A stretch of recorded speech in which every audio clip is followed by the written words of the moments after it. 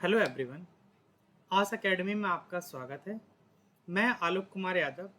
आज के वीडियो में हम डिस्कस करेंगे एमपी असिस्टेंट प्रोफेसर जूलॉजी 2024 का जो क्वेश्चन पेपर है इसको। इस पेपर को हमने दो पार्ट में डिवाइड किया हुआ है।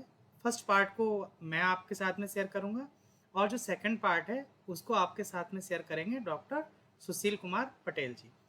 तो चलिए शुरू करते हैं। तो जो हमारा फर्स्ट क्वेश्चन है, इस क्वेश्चन में पूछा गया है a major protein is needed for coagulation of blood. कह रहा है कि ब्लड कोगुलेशन के लिए जो चार ऑप्शन दिए गए इसमें कौन सी मेजर प्रोटीन है जो जिसकी जरूरत पड़ती है। ठीक है, पहला ऑप्शन है हमारा फाइब्रिनोजन, ग्लोबुलिन, एल्बुमिन और केराटिन। तो सबसे पहले आप एक चीज समझ लीजिए, हम क्या करेंगे कि हम क्वेश्चंस को पढ़ के सीधा आंसर टिक करके मूव नहीं करेंगे। हम क्या करेंगे, उस क्वेश्चन के बारे में थोड़ा बहुत जानेंगे कि उसका बैकग्राउंड क्या है और इसके डिटेल्स लेक्चर जो है वो आपको आने वाले समय में दिए जाएंगे। ठीक है, तो जैसे कि आपको पता है कि ब्लड क्लॉटिंग के दो पाथवे होते हैं। एक आपका होता है इंट्रिंसिक पाथवे और दूसरा आपका होता है एक्सट्रिंसिक पाथवे।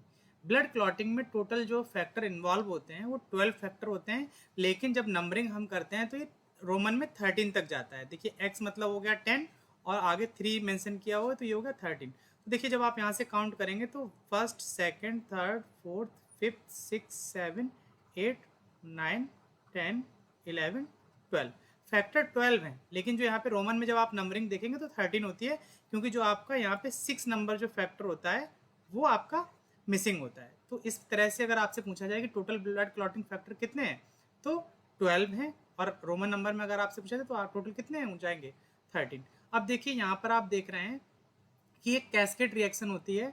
सबसे पहले फैक्टर 12 को एक्टिवेट किया जाएगा, फिर 12 जब एक्टिवेट हो जाएगा, ए जो यहाँ पर लिखा हुआ है ए एक्टिवेटेड फॉर्म को रिप्रेजेंट कर रहा है। जब 12 एक्टिवेटेड हो जाएगा तो वो कैल्शियम के साथ में 11 को एक्टिवेट करेगा, जब 11 एक्टिवेट हो जाएगा तो वो 9 को एक्टिवेट करेगा। इस तरह से ये पूरी कैस्केड रिएक्शन चलती है। अब देखिए यहाँ पर जब ये पाथवे इस स्टेप पर आकर के इंट्रिंसिक और एक्सट्रिंसिक पाथवे जो है वो दोनों एक हो जा रहे हैं। प्रोथ्रोम्बिन को थ्रोम्बिन में कन्वर्ट करता है फैक्टर 5, और ये पीएल यानी कि प्लेटलेट, फॉस्फोलिपिड और कैल्शियम, ये प्रोथ्रोम्बिन को थ्रोम्बिन में कन्वर्ट करता है। थ्रोम्बिन जो होता है वो हमारा फाइब्रिनोजन को फाइब्रिन मोनोमर में कन्वर्ट करता है, और फाइब्रिन मोनोमर जो होते हैं वो इसकी हेल्प के साथ में फाइब्रिन क्लॉट बना लेते हैं और स्टेबलाइज करते हैं फाइब्रिन क्लॉट को। तो आप देखिए इसमें पूछा गया था कि कौन सा प्रोटीन जो है जो ब्लड क्लॉटिंग के लिए जरूरत पड़ेगी। तो आप देख पा रहे हैं कि ग्लोबुलिन, एल्बुमिन और केराटिन ये प्रोटीन हमें कहीं भी नहीं मिले हैं। हमें मिला है कौन सा प्रोटीन, केवल फाइब्रिनोजन। तो इसका हमारा करेक्ट आंसर क्या जाएगा, फाइब्रिनोजन। ठीक है, तो फर्स्ट क्वेश्चन का हमारा आंसर जाएगा फाइब्रिनोजन। इसी तरह से हम सारे क्वेश्चंस को डिस्कस करेंगे। नेक्स्ट क्वेश्चन है हमारा, इसमें कहा गया है choose the incorrect statement regarding modern synthesis theory of evolution. नीचे स्टेटमेंट दिए गए और कहा गया है कि मॉडर्न सिंथेसिस थ्योरी है जो एवोल्यूशन की, उसके रिगार्डिंग कौन सा स्टेटमेंट जो है वो इनकरेक्ट है। क्वेश्चन पढ़ते टाइम आपको ये ध्यान रखना होता है कि इनकरेक्ट पूछ रहा है कि करेक्ट पूछ रहा है। तो इस क्वेश्चन में आपसे पूछा गया कि कौन सा इनकरेक्ट है। तो यहाँ पर देखिए the modern synthesis theory of evolution में ये चार मेनली पॉइंट्स दिए गए हैं। क्या, natural selection, mutation, genetic drift, gene flow and speciation. ये चीजें उसमें होनी चाहिए, तभी हम बोला जाएगा कि एवोल्यूशन हुआ है। ठीक है, तो अब देखिए यहाँ ऑप्शन पढ़िए क्या कह रहा है।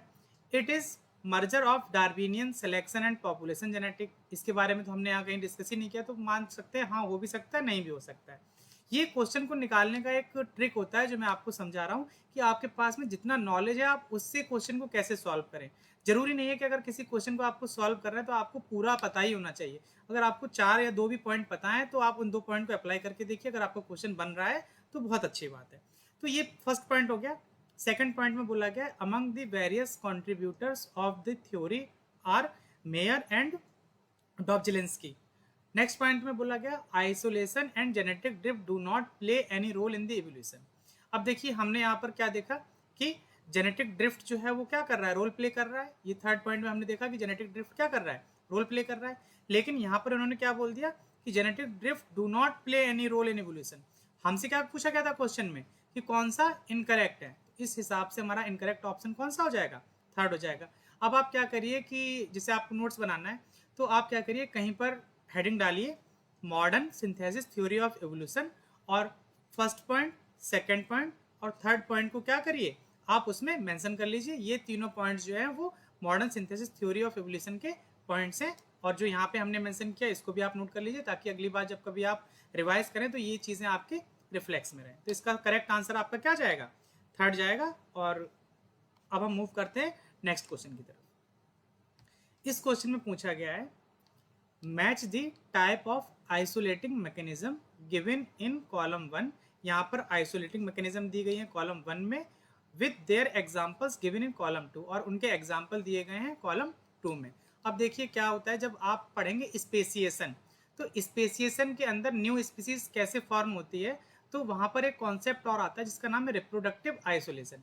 रिप्रोडक्टिव आइसोलेशन मतलब दो स्पीसीज हैं वो आपस में रिप्रोडक्शन नहीं कर पा रही, इसकी वजह से वो फ्यूचर में जाकर के नई स्पीसीज में कन्वर्ट हो जाती हैं। तो इसमें दो कंडीशन होती है, एक होता है प्री जाइगोटिक, यानी कि फर्टिलाइजेशन ही नहीं हो पाया जाइगोट बनने से पहले, प्री मतलब पहले, तो एक हो गया प्री जाइगोटिक, और दूसरा होता है पोस्ट जाइगोटिक, यानी कि जाइगोट बनने के बाद और जाइगोट बनने से पहले। तो प्री जाइगोटिक में आप देखिए तो फर्स्ट और जो आपका ए और बी ऑप्शन है ये आपका प्री जाइगोटिक के हैं, और जहाँ हाइब्रिड की बात होती है जब दो अलग अलग स्पीसीज का फर्टिलाइजेशन होता है तो उसके बाद में जो स्पीसीज बन रही है उसे हम लोग हाइब्रिड नाम देते हैं। तो ये आपका सी और डी जो है वो हाइब्रिड के हैं, तो यानी कि दो ए और बी जो आपका प्री जाइगोटिक का है, और सी और डी जो है वो आपका पोस्ट जाइगोटिक के आइसोलेशन के जो एग्जाम्पल्स हैं। अब आपको मैच कराना है कि करेक्ट आंसर आपका नीचे से कौन सा मैच करेगा। तो कुछ पॉइंट्स हम जरा और देख लेते हैं। तो there are minimal morphological differences between species. तो क्या है कि दो ऑर्गेनिज्म हैं उनकी मॉर्फोलॉजी में मिनिमल डिफरेंस, यानी कि बहुत कम डिफरेंस है। आप इसको और इसको देखेंगे तो आपको लगभग एक जैसे ही दिखेंगे। Differences in behaviour can be enough to prevent mating, लेकिन उनके बिहेवियर में इनफ डिफरेंस है जिसकी वजह से वो आपस में मैटिंग नहीं कर पा रहे हैं। इसका एग्जाम्पल है ड्रोसोफिला मेलानोगास्टर एंड ड्रोसोफिला सिमुलेंस।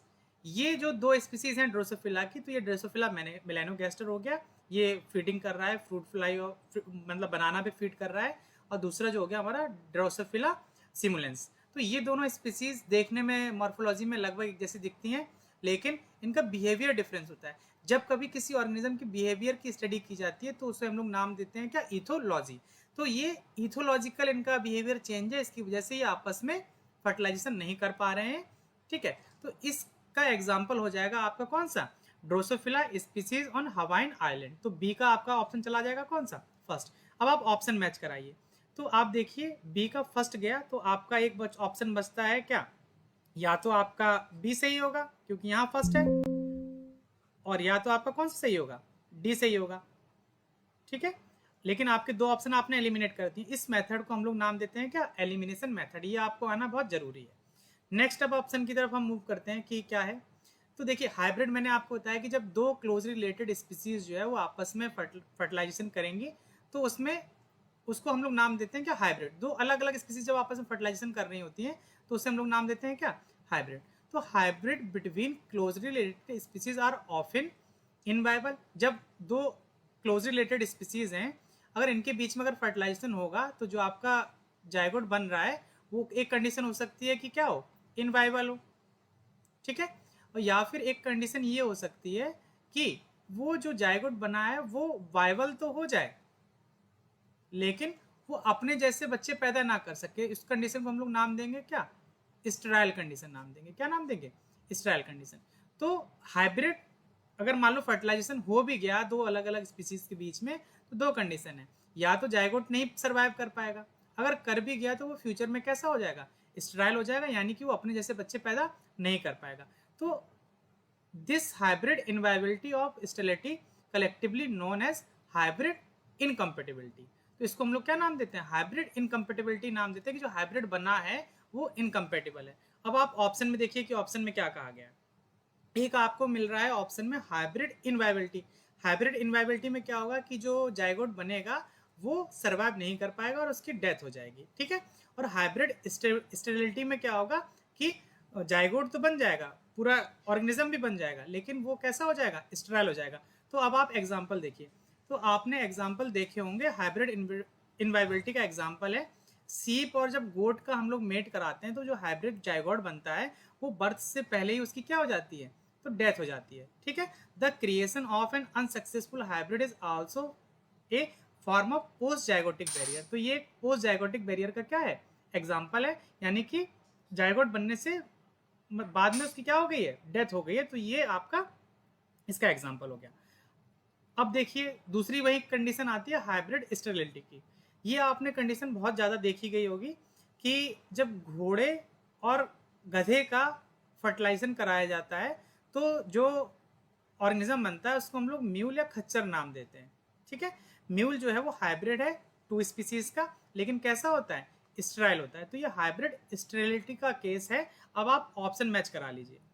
ठीक है, जब आप ऑप्शन मैच कराएंगे तो हाइब्रिड स्टेरिलिटी में आप देखिए आपका कौन सा एग्जाम्पल आ जाएगा, डी का चला जाएगा सेकंड। तो अब आप डी का सेकंड देखिए, आपका केवल सेकंड ऑप्शन में जा रहा है, इसमें डी का थर्ड दिया गया, यानी कि आपका ये आंसर भी नहीं जाएगा। अब हाइब्रिड इनवाइबिलिटी का हमने देखिए डिस्कस किया क्या, सीप वाला एग्जाम्पल। तो सी का चला जाएगा क्या, third, cross between goat and sheep. ये हो गया हमारा हाइब्रिड इनवाइबिलिटी का। जब गोट और सीप का फर्टिलाइजेशन कराते हैं तो जो हाइब्रिड बनता है उसकी डेथ हो जाती है। ठीक है, मतलब वो बर्थ नहीं ले पाता, जाइगोट बनने के बाद में उसकी डेथ हो जा रही है।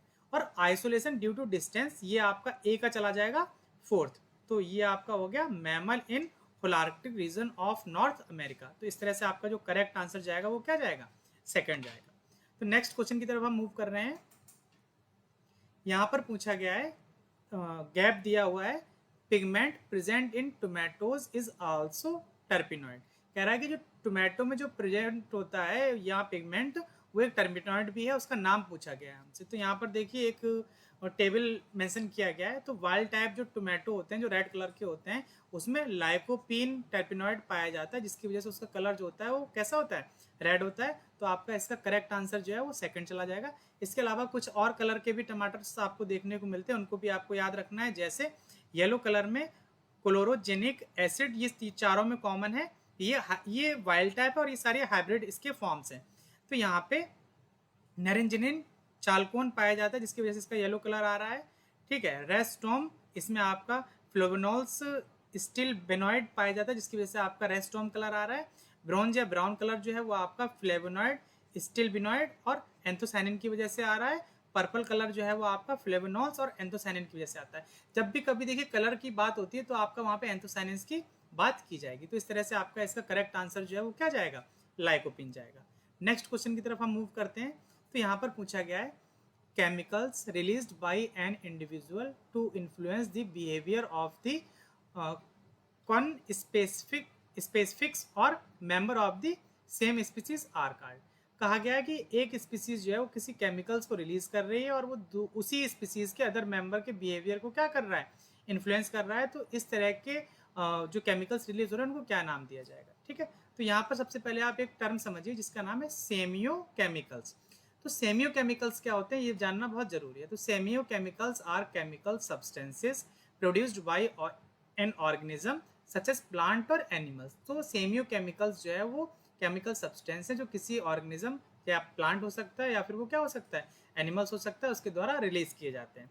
ठीक है, सेमियो केमिकल्स को हम लोग दो पार्ट में डिवाइड करते हैं। एक को हम कहते हैं फेरोमोन्स और दूसरे को हम बोलते हैं एलिलो केमिकल्स। तो देखिए आपका यहाँ पे ऑप्शन में एलिलो केमिकल्स भी दिया हुआ है, एलोमोन्स दिया है, कैरियोमोन्स दिया है और फेरोमोन्स दिया है।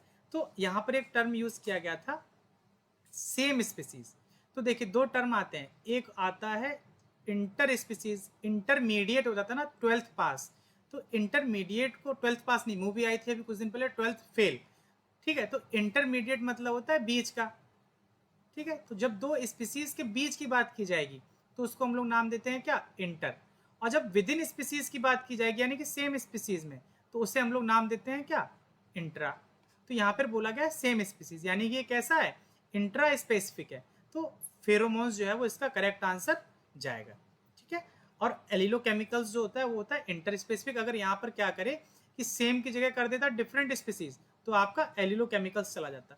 बाद में हम कभी जब फेरोमोन्स के लेक्चर्स लेंगे तो हम आपको ये सारे जो यहाँ पर एलोमोन्स क्या है, कैरियोमोन्स क्या है, सिनोमोन्स क्या है, रिलीजर क्या है, प्राइमर क्या है, ये सब वहाँ पर आपके साथ में डिस्कस करेंगे। इस क्वेश्चन का आपका करेक्ट आंसर क्या जाएगा, फेरोमोन्स। नेक्स्ट क्वेश्चन की तरफ मूव करते हैं। Learning that takes place when an individual is young and remain a lifetime memory is referred to as. तो उसको क्या नाम दिया जाएगा। एक होता है इम्प्रिंटिंग, हैबिचुएशन, रिफ्लेक्स एक्शन और इंस्टिंक्चुअल। तो अब आप देखिए इसको जरा, ये है आपका सबसे पहले जो यहाँ पे एक ऑप्शन दिया हुआ इम्प्रिंटिंग। जैसे जैसे उनकी जो ये डक है, जैसे जैसे माँ कर रही है वैसे वैसे बच्चे जो है वो उसको फॉलो करते हैं, तो इसको नाम देते हैं इम्प्रिंटिंग। इम्प्रिंटिंग मतलब होता है छाप छोड़ना, ठीक है। इम्प्रिंट होता है ना, उस इम्प्रिंटिंग मतलब छाप छोड़ना, जैसे माँ कर रही है वैसे वैसे उसके क्या करेंगे, बच्चे करेंगे। ये जो आपका एग्जाम्पल है ये स्नेल है। अब देखिए एक एक्सपेरिमेंट है छोटा सा, अभी बरसात का टाइम है तो आप करके देख भी सकते हैं इसको। आप एक क्या करिए, एक निडल लीजिए और कहीं आपको स्नेल चलता हुआ मूव करे तो आप स्नेल के जो ये इस तरह से आपको स्ट्रक्चर दिख रहा है, इस स्ट्रक्चर को आप पेन या किसी निप की हेल्प से टच कीजिए। जैसे ही आप टच करेंगे तो वो क्या करेगा, पहली बार में इसको अपने अंदर की तरफ खींच लेगा। फिर जब दूसरी बार आप टच करेंगे तो उतना स्पीड में नहीं खींचेगा, लेकिन जब आप बार बार इसको टच करेंगे तो कुछ समय बाद ये क्या करेगा, अरे ठीक है इनका तो रोज रोज का है, तो ये रेजिस्टेंट हो गया है, तो इसको हैबिट हो गई है। ठीक है, जैसे होता है ना कि आप किसी न्यू लैब को ज्वाइन करते हैं या किसी जो आपके कोई कॉलेज के लेक्चरर होते हैं, तो स्टार्टिंग में जब आप लैब में जाना स्टार्ट करते हैं तो डांटते हैं, तो आपको समझ में आता है कि ठीक है यार डांट रहे हैं। फिर जब आप उस लैब में 1 महीना 4 महीना जब काम कर चुके होते हैं, फिर उसके बाद आप न्यूट्रल हो जाते हैं, आपको हैबिट हो जाती है, अब वो डांटते रहे आपको उसके बाद कोई फर्क नहीं पड़ता है। तो इस कंडीशन को हम लोग नाम देते हैं हैबिचुएशन, यानी कि अब आपको उस चीज़ की क्या हो गई है, आदत हो गई है। ठीक है, वहीं जो आपका नेक्स्ट है रिफ्लेक्स एक्शन। तो रिफ्लेक्स एक्शन में क्या करते हैं हम, जैसे मान लीजिए कोई गर्म ऑब्जेक्ट है, ठीक है, आपने जैसे ही उसको टच किया तो आपका जो स्पाइनल कॉर्ड है वही उसको सिग्नल जनरेट करेगी कि आप अपना हाथ वापस खींच लीजिए। तो इस तरह के हम लोग को नाम देते हैं रिफ्लेक्स एक्शन। वहीं नेक्स्ट जो है वो इंस्टिंक्टिव बिहेवियर होता है।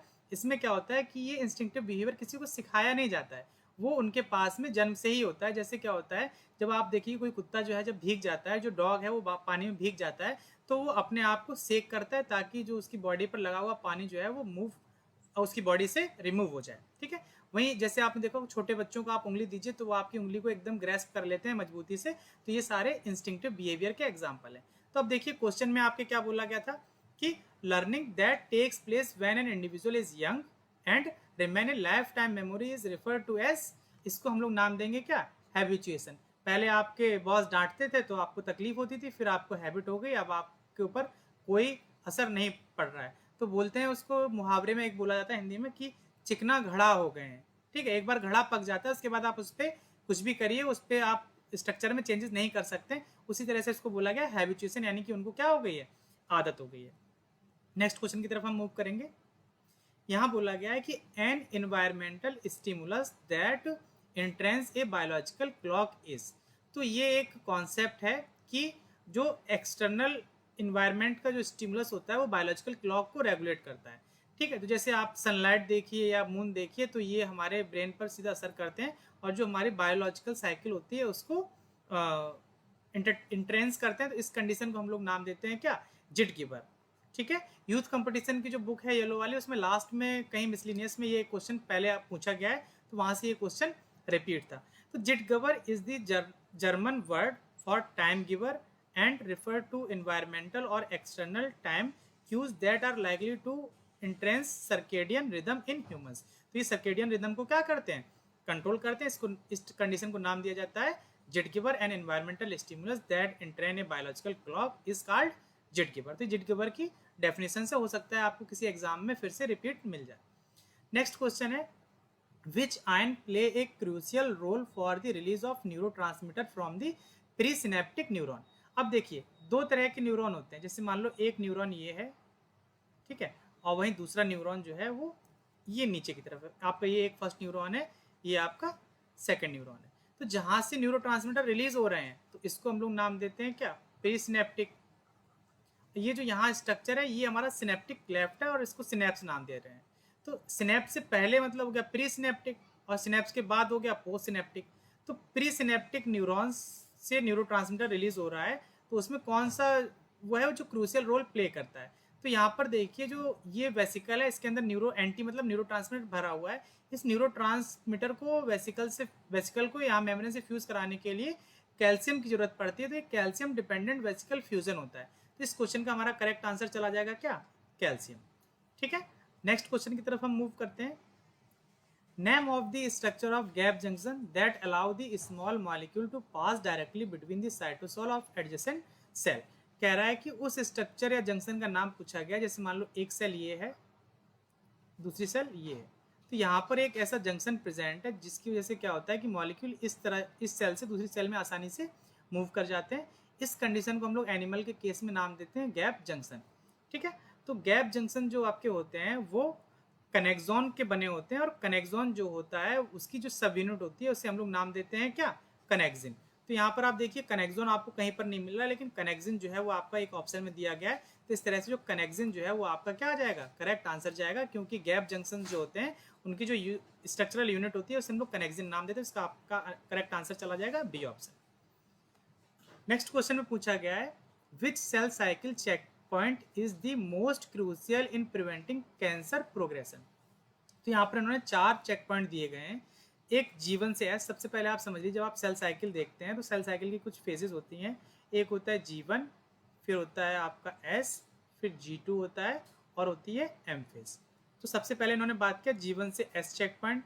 तो कह रहा है इन चारों चेक पॉइंट में सबसे इंपॉर्टेंट है, सबसे क्रूशियल चेक पॉइंट कौन सा होता है। तो फॉर एग्जाम्पल आप एक चीज़ समझिए, जैसे पाकिस्तान से मान लीजिए कुछ पाकिस्तान के आतंकवादी जो है वो बॉर्डर में घुसने की कोशिश कर रहे हैं। ठीक है, जब बॉर्डर में घुसने की कोशिश कर रहे हैं तो सबसे पहले जो है वो आपको बॉर्डर पे जो फोर्सेस प्रेजेंट है वो इसको न्यूट्रल करने की कोशिश करेंगी। तो जब कोई सेल जो है जब वो डिवीजन में जाती है तो सबसे पहले उसको सेल को ग्रोथ करना होता है, उसके बाद में उसको डीएनए को डिवाइड करना होता है। तो जो हमारा सबसे पहला चेक पॉइंट होता है उसको जीवन चेक पॉइंट बोलते हैं, इसको रिस्ट्रिक्शन चेक पॉइंट भी बोलते हैं। रिस्ट्रिक्ट मतलब सब कुछ रोक के रखा हुआ है, आप यहाँ से आगे नहीं बढ़ सकते। तो सबसे पहले जब जीवन चेक पॉइंट होता है तो यहाँ पर सेल से कुछ क्वेश्चन पूछे जाते हैं। जैसे उससे पूछा जाएगा कि जीवन में आपका ग्रोथ होता है, तो सबसे पहले पूछा जाएगा उससे कि are we ready to divide, क्या हम डिवाइड करने के लिए तैयार हैं। वो कहेगा यस सर। अगर डिवाइड करने के लिए तैयार हैं तो उसको आगे की तरफ मूव किया जाएगा। फिर उसके बाद दूसरा क्वेश्चन पूछा जाएगा is this cell big enough, cell का साइज सफिशियंट है डिवाइड करने के लिए। ऐसा तो नहीं होगा कि डिवाइड करने के बाद में एक सेल छोटी और एक सेल बड़ी बन जाएगी।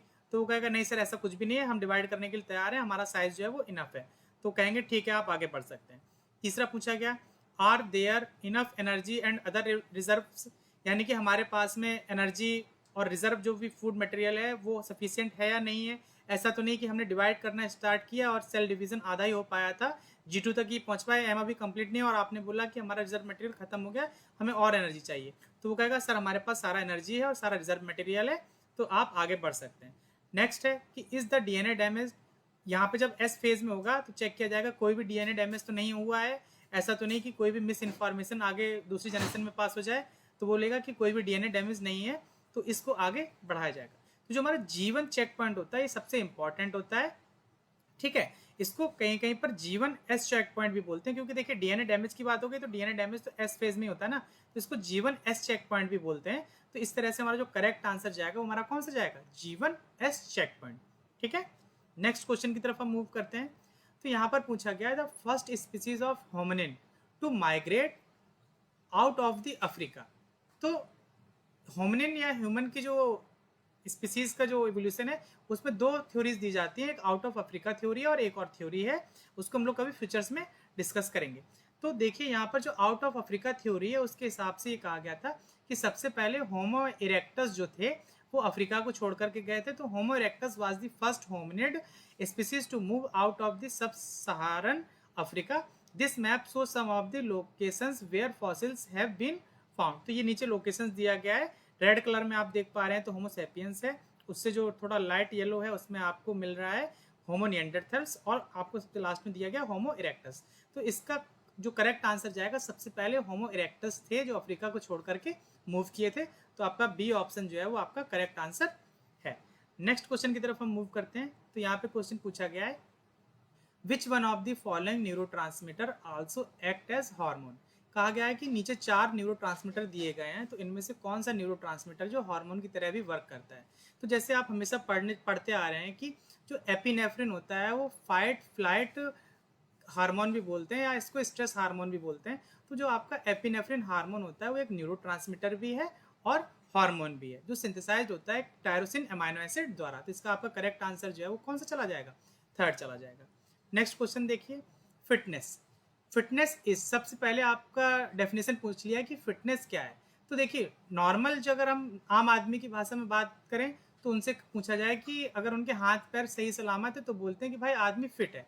लेकिन जब कभी हम इकोलॉजी के केस में जब बात करते हैं फिटनेस की, तो वहाँ पर बात की जाती है रिप्रोडक्टिव फिटनेस की। तो इसका ऑप्शन आप पढ़िए जरा क्या कह रहा है। तो a major of the reproductive success of an organism, a measure of making use of available resources by an organism, a measure of genetic similarity within a species, a measure of genetic diversity of an organism within a population। तो fitness की जब भी ecology में बात की जाएगी तो वहाँ पर रिप्रोडक्टिव सक्सेस या रिप्रोडक्टिव फिटनेस जो होती है उसको कंसिडर किया जाता है फिटनेस के टर्म में। तो इसके अकॉर्डिंग जो हमारा करेक्ट आंसर जो जाएगा वो कौन सा जाएगा, फर्स्ट जाएगा। नेक्स्ट क्वेश्चन की तरफ मूव करते हैं। तो यहाँ पर बोला गया यू सोशल एनिमल, यू मतलब ट्रू, सोशल मतलब सामाजिक। तो यू सोशल एनिमल के रिस्पेक्ट में 4 ऑप्शन दिए गए हैं। आपसे पूछा गया कि कौन सा ऑप्शन जो है वो करेक्ट है। You social animal share the following 4 characteristics. जो यू सोशल एनिमल होते हैं वो 4 कैरेक्टरिस्टिक्स शो करते हैं, जैसे अडल्ट लिव इन ग्रुप्स, जो अडल्ट होंगे वो ग्रुप में रहते हैं। Cooperative, care of juvenile, individual, care of brood that is not their own. इस कंडीशन को आप समझने की कोशिश करिए कि जो जुवेनाइल जो बच्चे होते हैं उनकी केयर जो होता है उनकी जो सोशल कम्युनिटी के जो अदर मेंबर्स होते हैं वो करते हैं, जबकि वो उनके बच्चे खुद के नहीं होते। जैसे होता क्या है कि जैसे पड़ोसी आकर के एक पड़ोसी दूसरे पड़ोसी के बच्चे की देखभाल कर रहा है, तो उस तरह की जब कंडीशन कभी होती है तो उसको हम लोग किन सिलेक्शन नाम देते हैं। तो अब देखिए यूज सोशल एनिमल में सेक्सुअल सिलेक्शन की यहाँ पे कहीं बात किया गया नहीं।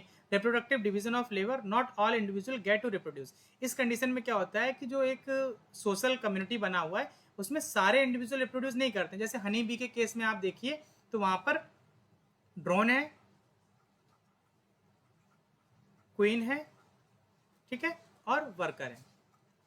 इसमें जो ड्रोन और क्वीन है इनको केवल रिप्रोडक्शन का पावर दिया गया और बाकी जो वर्कर हैं ये उनके बच्चों की देखभाल करने का काम करते हैं। तो आपका सेकंड ऑप्शन भी हो गया, थर्ड ऑप्शन भी हो गया, और फर्स्ट मतलब इसमें हो गया कि एडल्ट जो है वो ग्रुप्स में रहते हैं, ये भी आपका हो गया। ओवरलैप ऑफ जनरेशन, तो चौथा पॉइंट से कि ओवरलैप ऑफ जनरेशन पाई जाती है, मतलब नेक्स्ट जनरेशन के मरने से पहले दूसरी जनरेशन जो है वो आ जानी चाहिए, नहीं तो उनकी स्पीसीज क्या हो जाएगी, खत्म हो जाएगी। तो आप ऑप्शन देख लीजिए। एग्जिबिट सेक्सुअल सिलेक्शन, कहीं सिलेक्शन की बात नहीं की गई। Live in colonies with many fertile female, तो मैनी फर्टाइल फीमेल नहीं होती हैं। जो इनका जो सोसाइटी होती है उसमें सिंगल क्वीन होती है, लेकिन ड्रोन जो होते हैं वो कई सारे होते हैं, मल्टीपल होते हैं, ठीक है, मल्टीपल होते हैं। लेकिन क्वीन कितनी होती है, केवल एक होती है। तो फर्टाइल मैनी बोल दिया तो ये ऑप्शन क्या हो गया, हमारा गलत हो गया। सेक्सुअल सिलेक्शन की कहीं बात की गई नहीं है। Exhibit territoriality with in the colony, तो टेरिटोरियलिटी की कोई बात ही नहीं। जब सब समाज में रह रहे हैं तो टेरिटरी की वहां पे बात नहीं हो रही है। आप मधुमक्खी के छत्ते में कभी आपको टेरिटरी वाली बात नहीं मिलेगी। उनका छत्ता है, वो छत्ता का पूरा जो है वो उनका घर है। तो चौथा ऑप्शन बचता है एग्जिबिट किन सिलेक्शन, यानी कि किन सिलेक्शन मतलब एक कम्युनिटी के लोग अपने ही पड़ोसियों के लिए मदद के लिए अपने आप को सेक्रीफाइस करते हैं या उनके लिए वो हमेशा तैयार रहते हैं। इस कंडीशन को हम लोग नाम देते हैं क्या, किन सिलेक्शन। तो इसका जो करेक्ट आंसर जाएगा आपके क्या जाएगा, किन सिलेक्शन जाएगा। नेक्स्ट क्वेश्चन की तरफ हम मूव कर रहे हैं। Which mode of inheritance best describe the transmission of Leber's hereditary optic neuropathy LHON disease.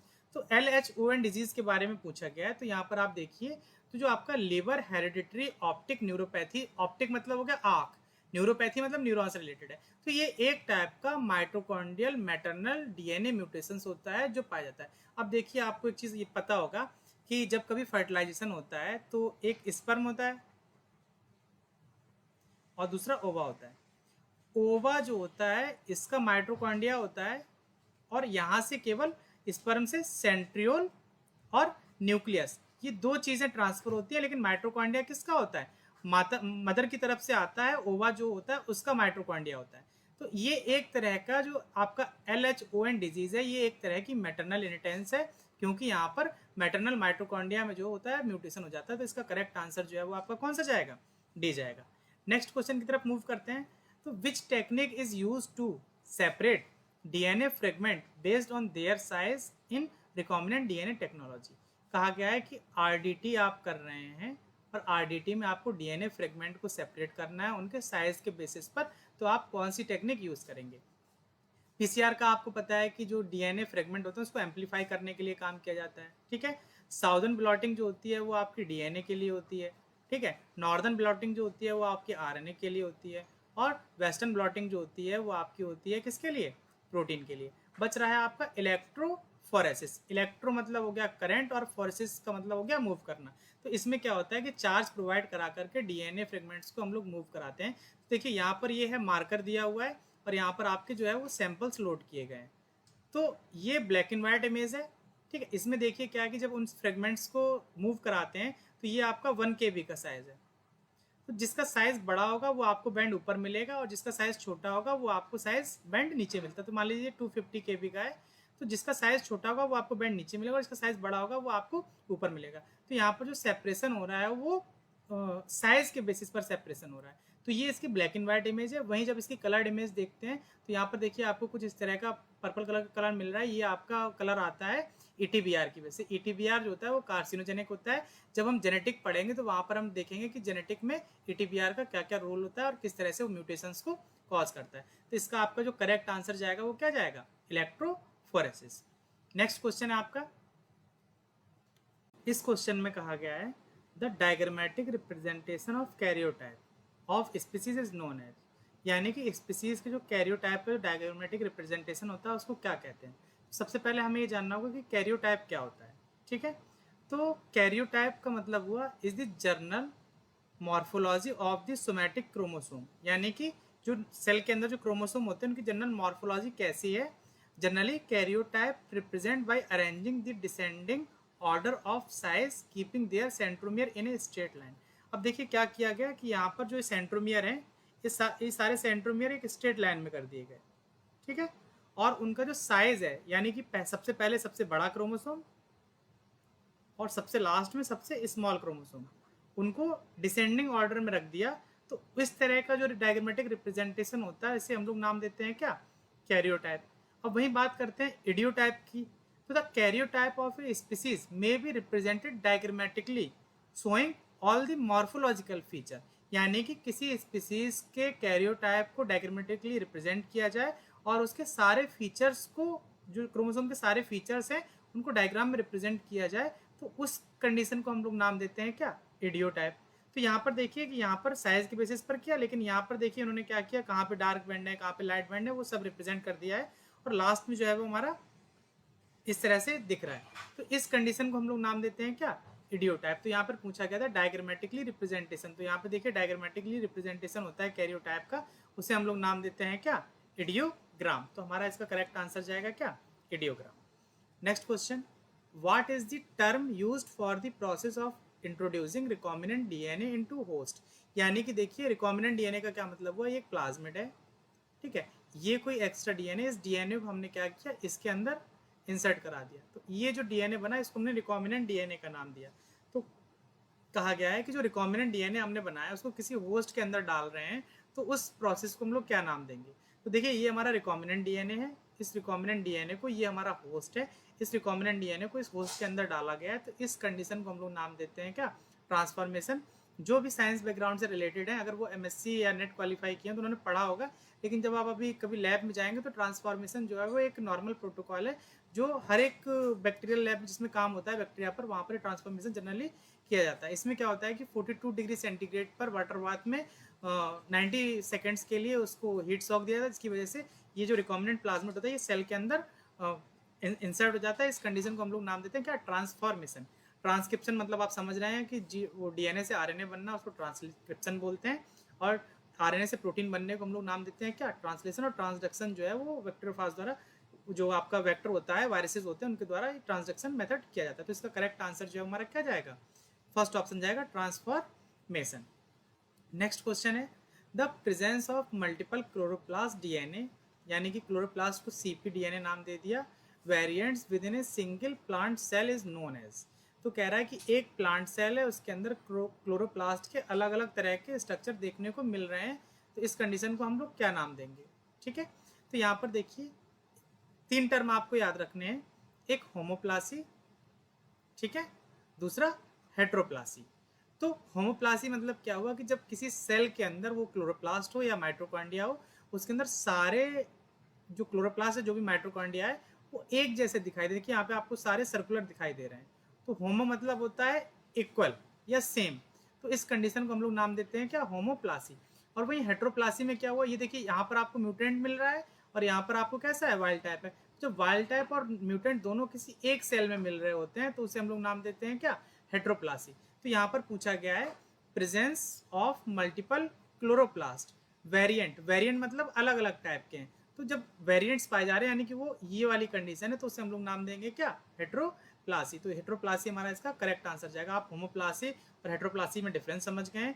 Polyploidy मतलब होता है क्रोमोसोम का नंबर जो है वो वेरी कर जाता है, यानी कि नंबर बढ़ सकता है, और मोनोप्लॉइडी में क्या होता है, क्रोमोसोम का नंबर जो है वो कम हो जाता है। तो इस तरह से सारे टर्म आपने समझ लिया, आपका करेक्ट आंसर जो है वो आपका जाएगा क्या, हेट्रोप्लासी। यहाँ पे थ्योरी में लिखा हुआ है, इसको भी आप एक बार देख सकते हैं। नेक्स्ट क्वेश्चन है what term refer to a gene with cancer causing capacity. देखिए दो तरह के जीन होते हैं कि जो जीन कैंसर को कॉज करते हैं उनको हम लोग नाम देते हैं क्या, ऑन्कोजीन, यानी कि इन जीन के पास कैपेसिटी होती है कि ये कैंसर को क्या कर सकते हैं, कॉज कर सकते हैं। तो ऑन्कोजीन बनता किससे, तो एक टर्म होता है प्रोटो ऑन्कोजीन, प्रोटो ऑन्कोजीन से ऑन्कोजीन बनते हैं। तो cancer causing capacity proto oncogene के पास ना होकर के जब भी प्रोटो ऑन्कोजीन ऑन्कोजीन में कन्वर्ट हो जाते हैं तो ऑन्कोजीन जो है वो कैंसर कॉज करते हैं। तो इसका जो आपका करेक्ट आंसर जाएगा वो आपका जाएगा क्या, ऑन्कोजीन। नेक्स्ट क्वेश्चन है for diphtheria what type of vaccination is used. तो आप देखिए यहाँ पर आपको एक बॉटल दिखाई दे रही है सॉरी, ये आपका टिटनेस डिप्थीरिया, तो एक ट्रिपल वैक्सीन करके नाम आता है DPT, डिप्थीरिया, पर्टूसिस और टिटनेस। तो इस कंडीशन में जो वैक्सीन यूज की जाती है वो टॉक्सॉइड वैक्सीन होती है। तो आपसे डिप्थीरिया का वैक्सीन पूछा गया है, तो आपका डिप्थीरिया का वैक्सीन जो है वो कैसा वैक्सीन है, टॉक्सॉइड वैक्सीन है। नेक्स्ट क्वेश्चन देखिए blood from the wall of heart is brought to the auricle by mean of. कह रहा है जो आपका हार्ट का ऑरिकल होता है उसमें जो ब्लड है वो किसके थ्रू आता है। तो यहाँ पे चार ऑप्शन दिए गए, एक coronary sinus in right atrium, left coronary artery, pulmonary vein और अरोटा। तो ये आपके चार ऑप्शन दिए गए, आपको जानना है कि इनमें से करेक्ट आंसर कौन सा है जो आपके ऑरिकल में हार्ट के ब्लड लेकर के जाता है। तो यहाँ पर आप एक डायग्राम देखिए, ये आपका हो गया अरोटिक आर्च ऑफ अरोटा हो गया, ये आपका पल्मोनरी ट्रंक, SVC मतलब सुपीरियर वेना केवा, IVC मतलब इंफीरियर वेना केवा, ये आपका हो गया राइट साइड। जो हमारा राइट होता है वो डायग्राम में आप देखेंगे तो लेफ्ट होता है, तो इधर राइट हो गया और इधर क्या हो गया, लेफ्ट हो गया। तो ये ऊपर की तरफ जो स्ट्रक्चर प्रेजेंट होते हैं ये ऑरिकल होता है, ठीक है। नीचे की तरफ जो स्ट्रक्चर प्रेजेंट होता है वो वेंट्रिकल होता है। ये हो गया राइट ऑरिकल और ये हो गया आपका राइट वेंट्रिकल। वहीं आपका ये हो गया लेफ्ट ऑरिकल और ये होगा आपका क्या, लेफ्ट वेंट्रिकल। तो जो आपका राइट एट्रियम या ऑरिकल, ऑरिकल को ही एट्रियम भी नाम देते हैं। तो जो राइट एट्रियम होता है इसमें जो आपका ब्लड आता है वो रिसीव करता है डीऑक्सीजनेटेड ब्लड फ्रॉम दी बाया superior vena cava, inferior vena cava and coronary sinus. तो राइट एट्रियम में आपका ब्लड किसके थ्रू आ रहा है, superior vena cava, inferior vena cava और कोरोनरी साइनर। अब आप ऑप्शन में देखिए तो कहीं भी सुपीरियर और इंफीरियर वेना केवा का नाम नहीं दिया हुआ है, लेकिन कोरोनरी साइनस का आंसर नाम दिया गया। तो आपका जो करेक्ट आंसर है वो आपका क्या जाएगा, कोरोनरी साइनस। और ये तीनों आंसर आपके नहीं होंगे। यही कभी अगले एग्जाम में आपसे पूछ ले कि राइट वेंट्रिकल में ब्लड कहाँ से आता है, तो राइट वेंट्रिकल जो रिसीव करता है ब्लड, रिसीव करता है कैसा, डीऑक्सीनेटेड। आप एक चीज याद रखिए, राइट साइड में जो आपका ब्लड है वो डीऑक्सीजनेटेड है और जो लेफ्ट साइड में ब्लड है वो आपका कैसा है, ऑक्सीजनेटेड है। डीऑक्सीनेटेड ब्लड जो है वो आपका ब्लू कलर का दिखाई देता है, इसलिए यहाँ पर ब्लू कलर से मार्क किया जाता है। और ऑक्सीजनेटेड ब्लड जो होता है वो आपका रेड कलर का होता है, इसलिए आपका यहाँ पर रेड कलर से मार्क किया गया है। इसीलिए जो वेन्स होती हैं, वेन में डीऑक्सीनेटेड ब्लड बहता है, इसीलिए वेन्स जो है वो आपको नीले नीले कलर की दिखाई देती हैं, ठीक है। और आर्टरी जो है वो अंदर की तरफ होती है, तो वो हमें जनरली बाहर से नहीं दिखाई देती। तो राइट वेंट्रिकल जो होता है वो रिसीव करता है deoxygenated blood from right atrium via right atrioventricular orifices and send to lung via pulmonary trunk. और ये पल्मोनरी ट्रंक के थ्रू क्या करता है, ब्लड को कहाँ भेज देता है, लंग्स में भेज देता है। वहीं आपका लेफ्ट एट्रियम जो होता है वो रिसीव करता है oxygenated blood from the lungs बाया पल्मोनरी वेन।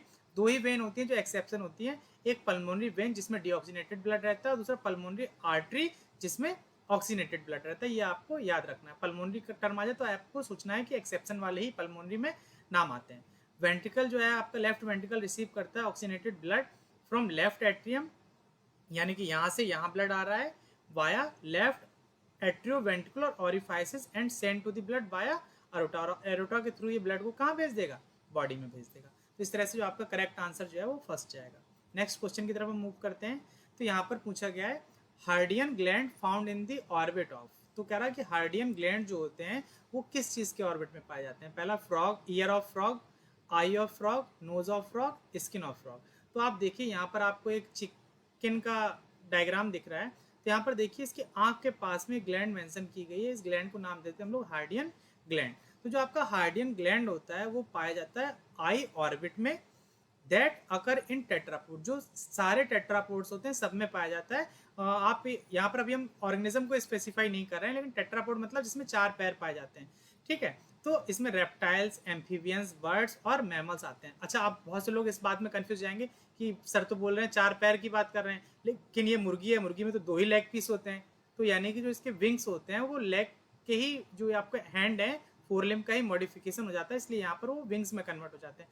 तो हैं इसमें भी, इसको भी टेट्रापोड में ही रखा जा रहा है। तो आप ये मत समझिएगा कि इसमें 2 ही पैर हैं तो आप 4 क्यों बोल रहे हैं। तो ये चीज़ क्लियर हो गई होगी आपको, ठीक है। तो जो टेट्रापोड्स होते हैं उसमें हार्डियन ग्लैंड्स पाया जाता है। तो इसका आंसर आपका क्या चला जाएगा, आई ऑफ फ्रॉग। फ्रॉग आपका एक एम्फीबिया है, तो एम्फीबियंस में ही पाया जाता है, इसलिए आपका आंसर जाएगा क्या, आई ऑफ फ्रॉग। तो करेक्ट आंसर जो है वो आपका बी है। नेक्स्ट क्वेश्चन की तरफ मूव करते हैं। तो respiration in cartilaginous fishes by. तो जो कार्टिलेजिनस फिशेस होते हैं उसमें 5 से 7 गिल्स पाए जाते हैं, जिसके थ्रू वो क्या करते हैं, ब्रीथ करते हैं। तो इसका आंसर जो है वो 5 to 7 पेयर ऑफ गिल्स जाएगा।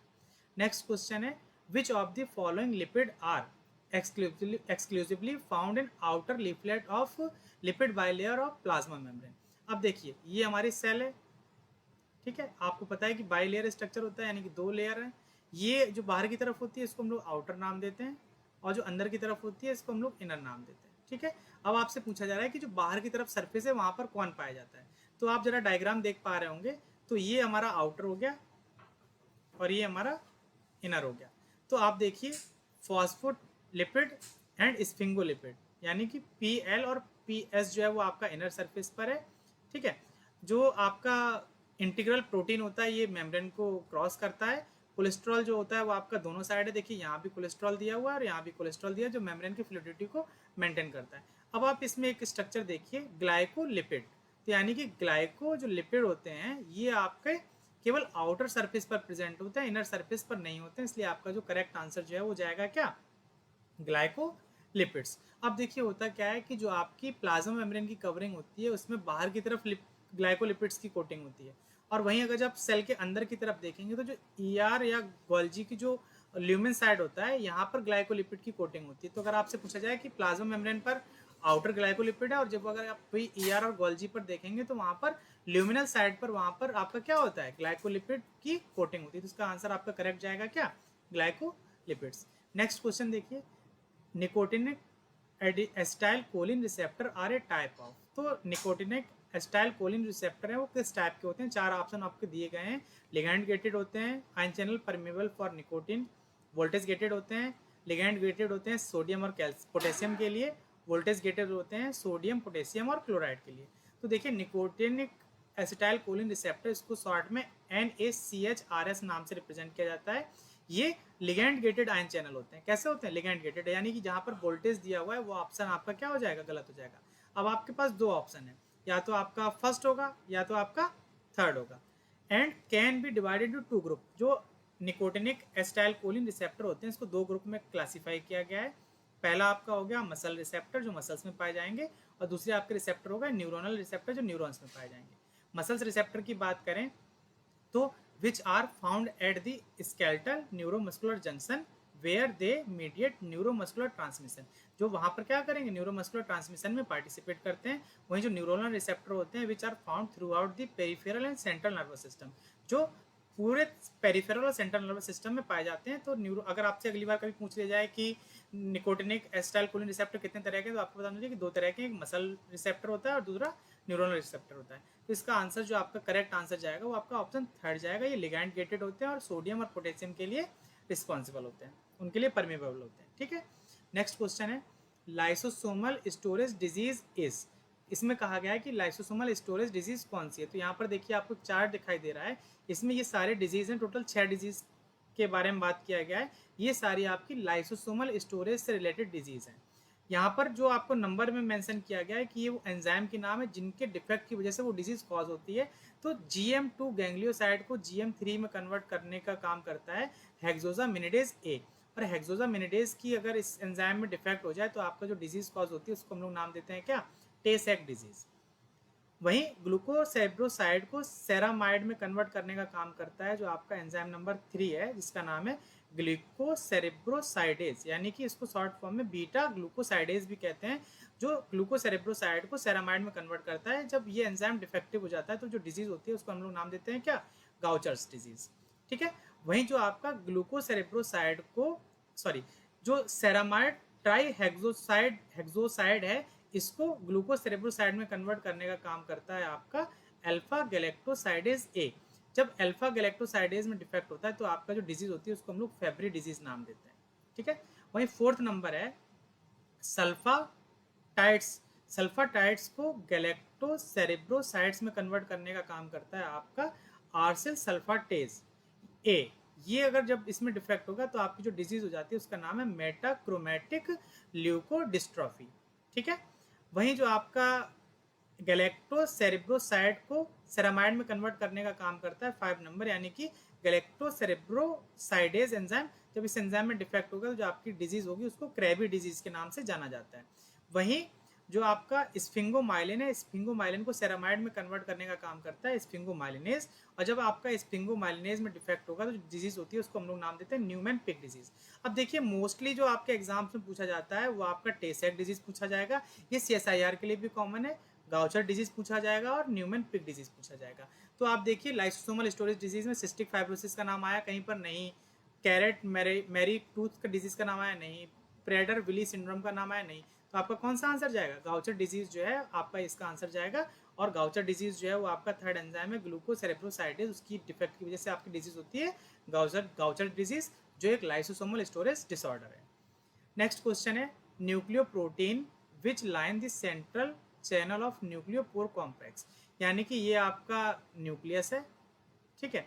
न्यूक्लियस में पोर प्रेजेंट होते हैं, इस पोर में कहा जाएगा यहाँ पर सेंट्रल में एक प्रोटीन प्रेजेंट होती है कंटेंट फिलामेंटस डोमेन। यहाँ पे फिलामेंटस डोमेन हो गया, filamentous domain extended into the central channel this domain contain amino acid sequence rich in. तो कह रहा है कि ये जो फिलामेंटस सीक्वेंस है इसमें कौन से अमाइनो एसिड ज़्यादा पाए जाते हैं। तो यहाँ पर एक डायग्राम देख रहे हैं, ये आपका न्यूक्लियर पोर कॉम्प्लेक्स हो गया।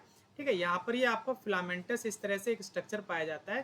तो यहाँ पर लिखा हुआ है कि FC nucleoporin have extended disordered structure that are composed of repeats of sequence phenylalanine और ग्लाइसिन। फिनाइलएलानिन को हम लोग रिप्रेजेंट करते हैं F से और ग्लाइसिन को रिप्रेजेंट किया जाता है G से। तो यहाँ पर FG रिपीट सीक्वेंस पाए जाते हैं जो कैसे होते हैं, हाइड्रोफोबिक होते हैं। अब आप देखिए आपके क्वेश्चन के अकॉर्डिंग जो आपका आंसर जाएगा वो कौन सा जाएगा, फिनाइलएलानिन और ग्लाइसिन। ये आपका जो एक्सटेंडेड फिलामेंटस डोमेन होता है वो आपका फिनाइलएलानिन और ग्लाइसिन रिच होता है, तो इसका आंसर आपका जाएगा फोर्थ। अब देखिए इस क्वेश्चन में पूछा गया है a population is said to be in equilibrium only when. तो जब कभी पॉपुलेशन इक्विलिब्रियम की बात की जाएगी तो हम लोग हमेशा याद करेंगे हार्डी-विम्बर्ग को। तो हार्डी-विम्बर्ग लॉ के according P plus q equal to अगर 1 है तो वो आपकी पॉपुलेशन कैसी है, इक्विलिब्रियम में, यानी कि 1 आना बहुत जरूरी है। अगर 1 नहीं है तो आपकी पॉपुलेशन इक्विलिब्रियम में नहीं है। तो आपका इस क्वेश्चन का जो करेक्ट आंसर जाएगा वो आपका सेकंड जाएगा, P plus q equal to 1। Sometime क्या होता है कि p square plus 2PQ plus q square equal to 1 भी कई बार लिखा होता है। तो आपका जो है ये हो गया आपका होमोजाइगस डोमिनेंट के लिए, और आपका ये हो गया ये 2PQ मतलब हेट्रोजाइगस को रिप्रेजेंट कर रहा है, और जो आपका क्यू स्क्वायर जो होता है ये होमोजाइगस रिसेसिव को रिप्रेजेंट करता है। ठीक है, इक्वल टू 1। तो ये आपका हार्डी-विम्बर का एक अनदर फॉर्मूला है, हो सकता है अगले एग्जाम में आपको ये फॉर्मूला पूछ लिया जाए। तो इसका करेक्ट आंसर चला गया आपका कौन सा, सेकंड। नेक्स्ट क्वेश्चन में पूछा गया है which one of the following is an incorrect match. आपसे कहा गया है कि इनकरेक्ट मैच कौन सा है वो आपको बताना है। तो प्री फॉर्मेशन थ्योरी ये स्वामरडम एंड बोनेट ने दिया था। इसके अनुसार क्या था कि जो आपका स्पर्म होता है यानी कुछ इस तरह का स्ट्रक्चर बनाते हैं। ठीक है, इसमें ये जैसे ह्यूमन का स्ट्रक्चर होता है उसी तरह से यहाँ पर स्ट्रक्चर पूरा मेंटेन है। इसको हम लोग नाम देते हैं ह्यूमनकुलस। तो प्री फॉर्मेशन थ्योरी जो है वो स्वामरडम एंड बोनेट ने दी थी। नेक्स्ट ऑप्शन में बात की गई है जर्म प्लास थ्योरी। तो जर्म प्लास थ्योरी जो है वो बीजमान द्वारा दी गई थी। थ्योरी ऑफ पेंजेनेसिस ये चार्ल्स डार्विन द्वारा दी गई थी। और चौथा ऑप्शन जो है इसमें है एपिजेनेसिस थ्योरी। एपिजेनेसिस थ्योरी जो है वो वोल्फ के द्वारा दी गई थी। तो the theory of epigenesis proposed by Wolff 1738 to 1794, ये एक जर्मन बायोलॉजिस्ट थे। इन्होंने बताया था कि द एग और sperm cell do not contain miniature. जैसे प्री फॉर्मेशन थ्योरी में बोला था सॉमरडम ने ना कि मिनिएचर पाया जाता है, तो इन्होंने उसको खारिज किया कि नहीं, ऐसा कुछ नहीं होता, मिनिएचर नहीं होता है। but that the gametes contain undifferentiated living substances capable of forming the organized body after fertilization. लेकिन उन्होंने कहा कि उसमें अनडिफरेंशिएटेड एग और ओवम में अनडिफरेंशिएटेड सब्सटेंसेस पाए जाते हैं जो इस चीज़ के लिए कैपेबल हैं कि वो पूरा फर्टिलाइजेशन के बाद में एक ऑर्गेनिज्म बना सकें। This proposition was called as epigenesis concept and remain universally accepted. इसको बाद में एपिजेनेटिक कॉन्सेप्ट नाम दिया गया और ये यूनिवर्सली एक्सेप्टेड भी, हम सभी जानते हैं कि स्पर्म और ओवा फ्यूज करके बाद में एक पूरे ऑर्गेनिज्म का डेवलपमेंट करते हैं। तो एपिजेनेसिस थ्योरी जो है वो दी गई थी वोल्फ के द्वारा। किसके द्वारा दी गई थी? वोल्फ के द्वारा, ठीक है। और सटन एंड बावेरी ने जो है वो क्रोमोसोमल थ्योरी ऑफ इनहेरिटेंस दिया था, ना कि एपिजेनेसिस थ्योरी। तो इस क्वेश्चन के अकॉर्डिंग जो आपका इनकरेक्ट मैच पूछा गया था, तो इनकरेक्ट मैच आपका हो जाएगा 4th नंबर। ये इनकरेक्ट है क्योंकि ये वोल्फ द्वारा दिया गया था। नेक्स्ट क्वेश्चन में देखिए क्या कह रहा है। During Carboniferous period two important group of winged insect that evolve were. तो कार्बोनिफेरस पीरियड में दो इंपॉर्टेंट विंग्ड इंसेक्ट इवॉल्व हुए, उनका नाम है कॉकरोच एंड ड्रैगन फ्लाई। तो during the Carboniferous period early form of cockroaches and dragon flies were among the important group of winged insect that evolve. तो सबसे पहले जो कार्बोनिफेरस में कौन हुए? कॉकरोचेस और ड्रैगन फ्लाइज। ये आपका करेक्ट आंसर चला जाएगा। नेक्स्ट है absolute age of geological event can often be determined by. तो ये आपका जाएगा आंसर सरफेस प्लाज्मोनेन रेजोनेंस नाम दिया गया, रेडियोमेट्रिक डेटिंग दिया गया, मास स्पेक्ट्रोस्कोपी और फ्लोरेसेंस स्पेक्ट्रोस्कोपी। तो एसपीआर, ठीक है, मास स्पेक्ट्रोमेट्री, ठीक है, फ्लोरेसेंस स्पेक्ट्रोस्कोपी, ये सारी आपकी टेक्निक्स हैं। और जो आपका रेडियोमेट्रिक डेटिंग या कार्बन डेटिंग जिसको नाम देते हैं, ये आपका जो एज ऑफ जियोलॉजिकल इवेंट्स इनको डिटरमाइन करने के लिए यूज किया जाता है। तो आपका जो करेक्ट आंसर जो है वो चला जाएगा सेकंड। नेक्स्ट क्वेश्चन देखिए। इन केस ऑफ एनिमल के केस में बात किया गया है, विच हायरार्की अरेंजमेंट इज करेक्ट। तो कह रहा है कि कौन सा हायरार्किकल अरेंजमेंट जो है वो करेक्ट है।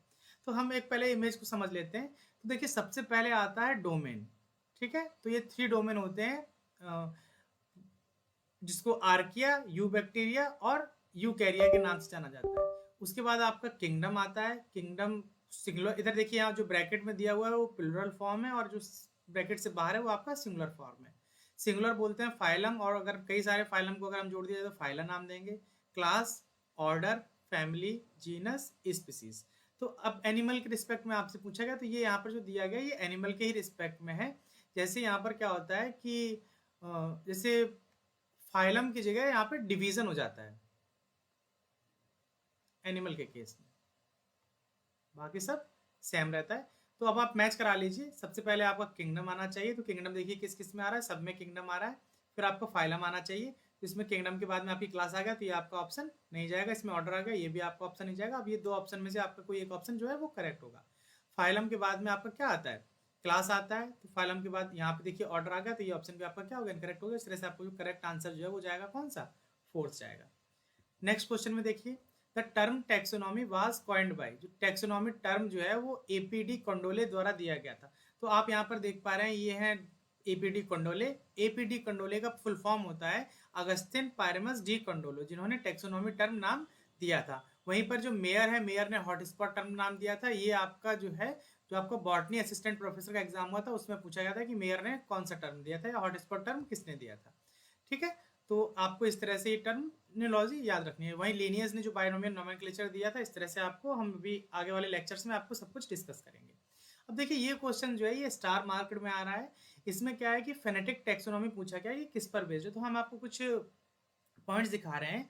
तो जो फेनेटिक टैक्सोनॉमी होता है ये taxometric is the other name of phenetic classification of phenetic taxonomy. इसको टैक्सीमेट्रिक भी बोलते हैं।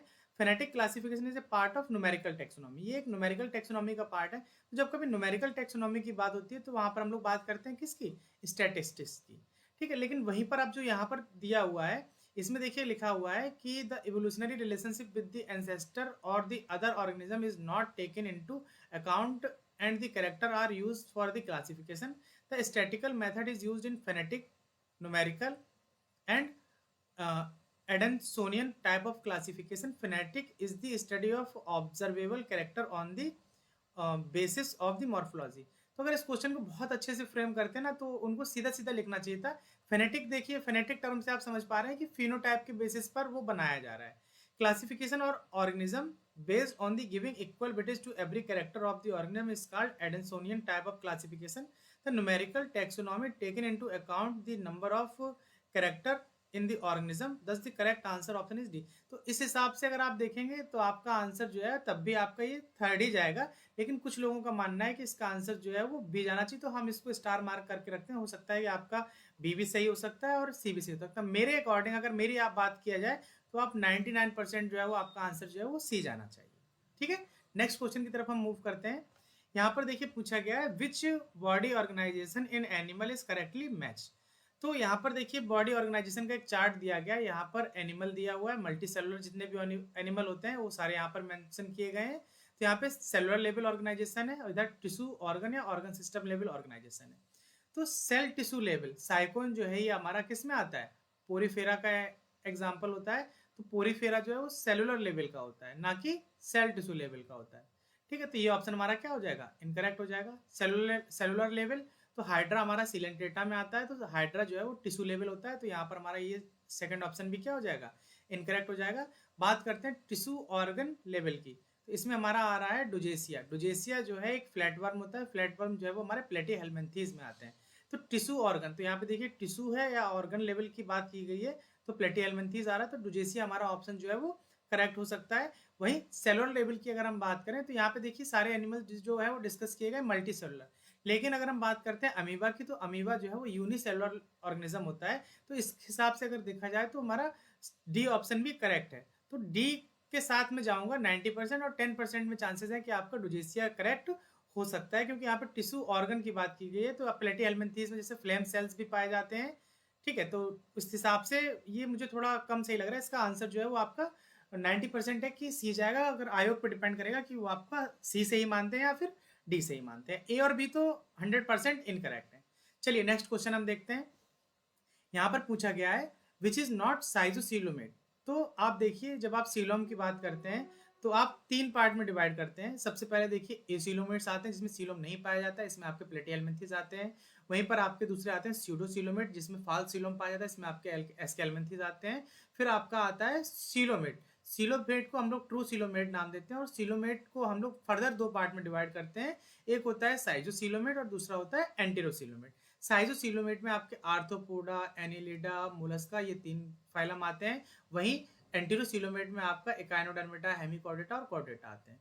तो ये आपके तीन हो गए एंटेरोसीलोमेट और ये आपके तीन हो गए यूसीलोमेट. अब देखिए आपसे पूछा गया है क्या कि इसमें से कौन साइजोसीलोमेट नहीं है.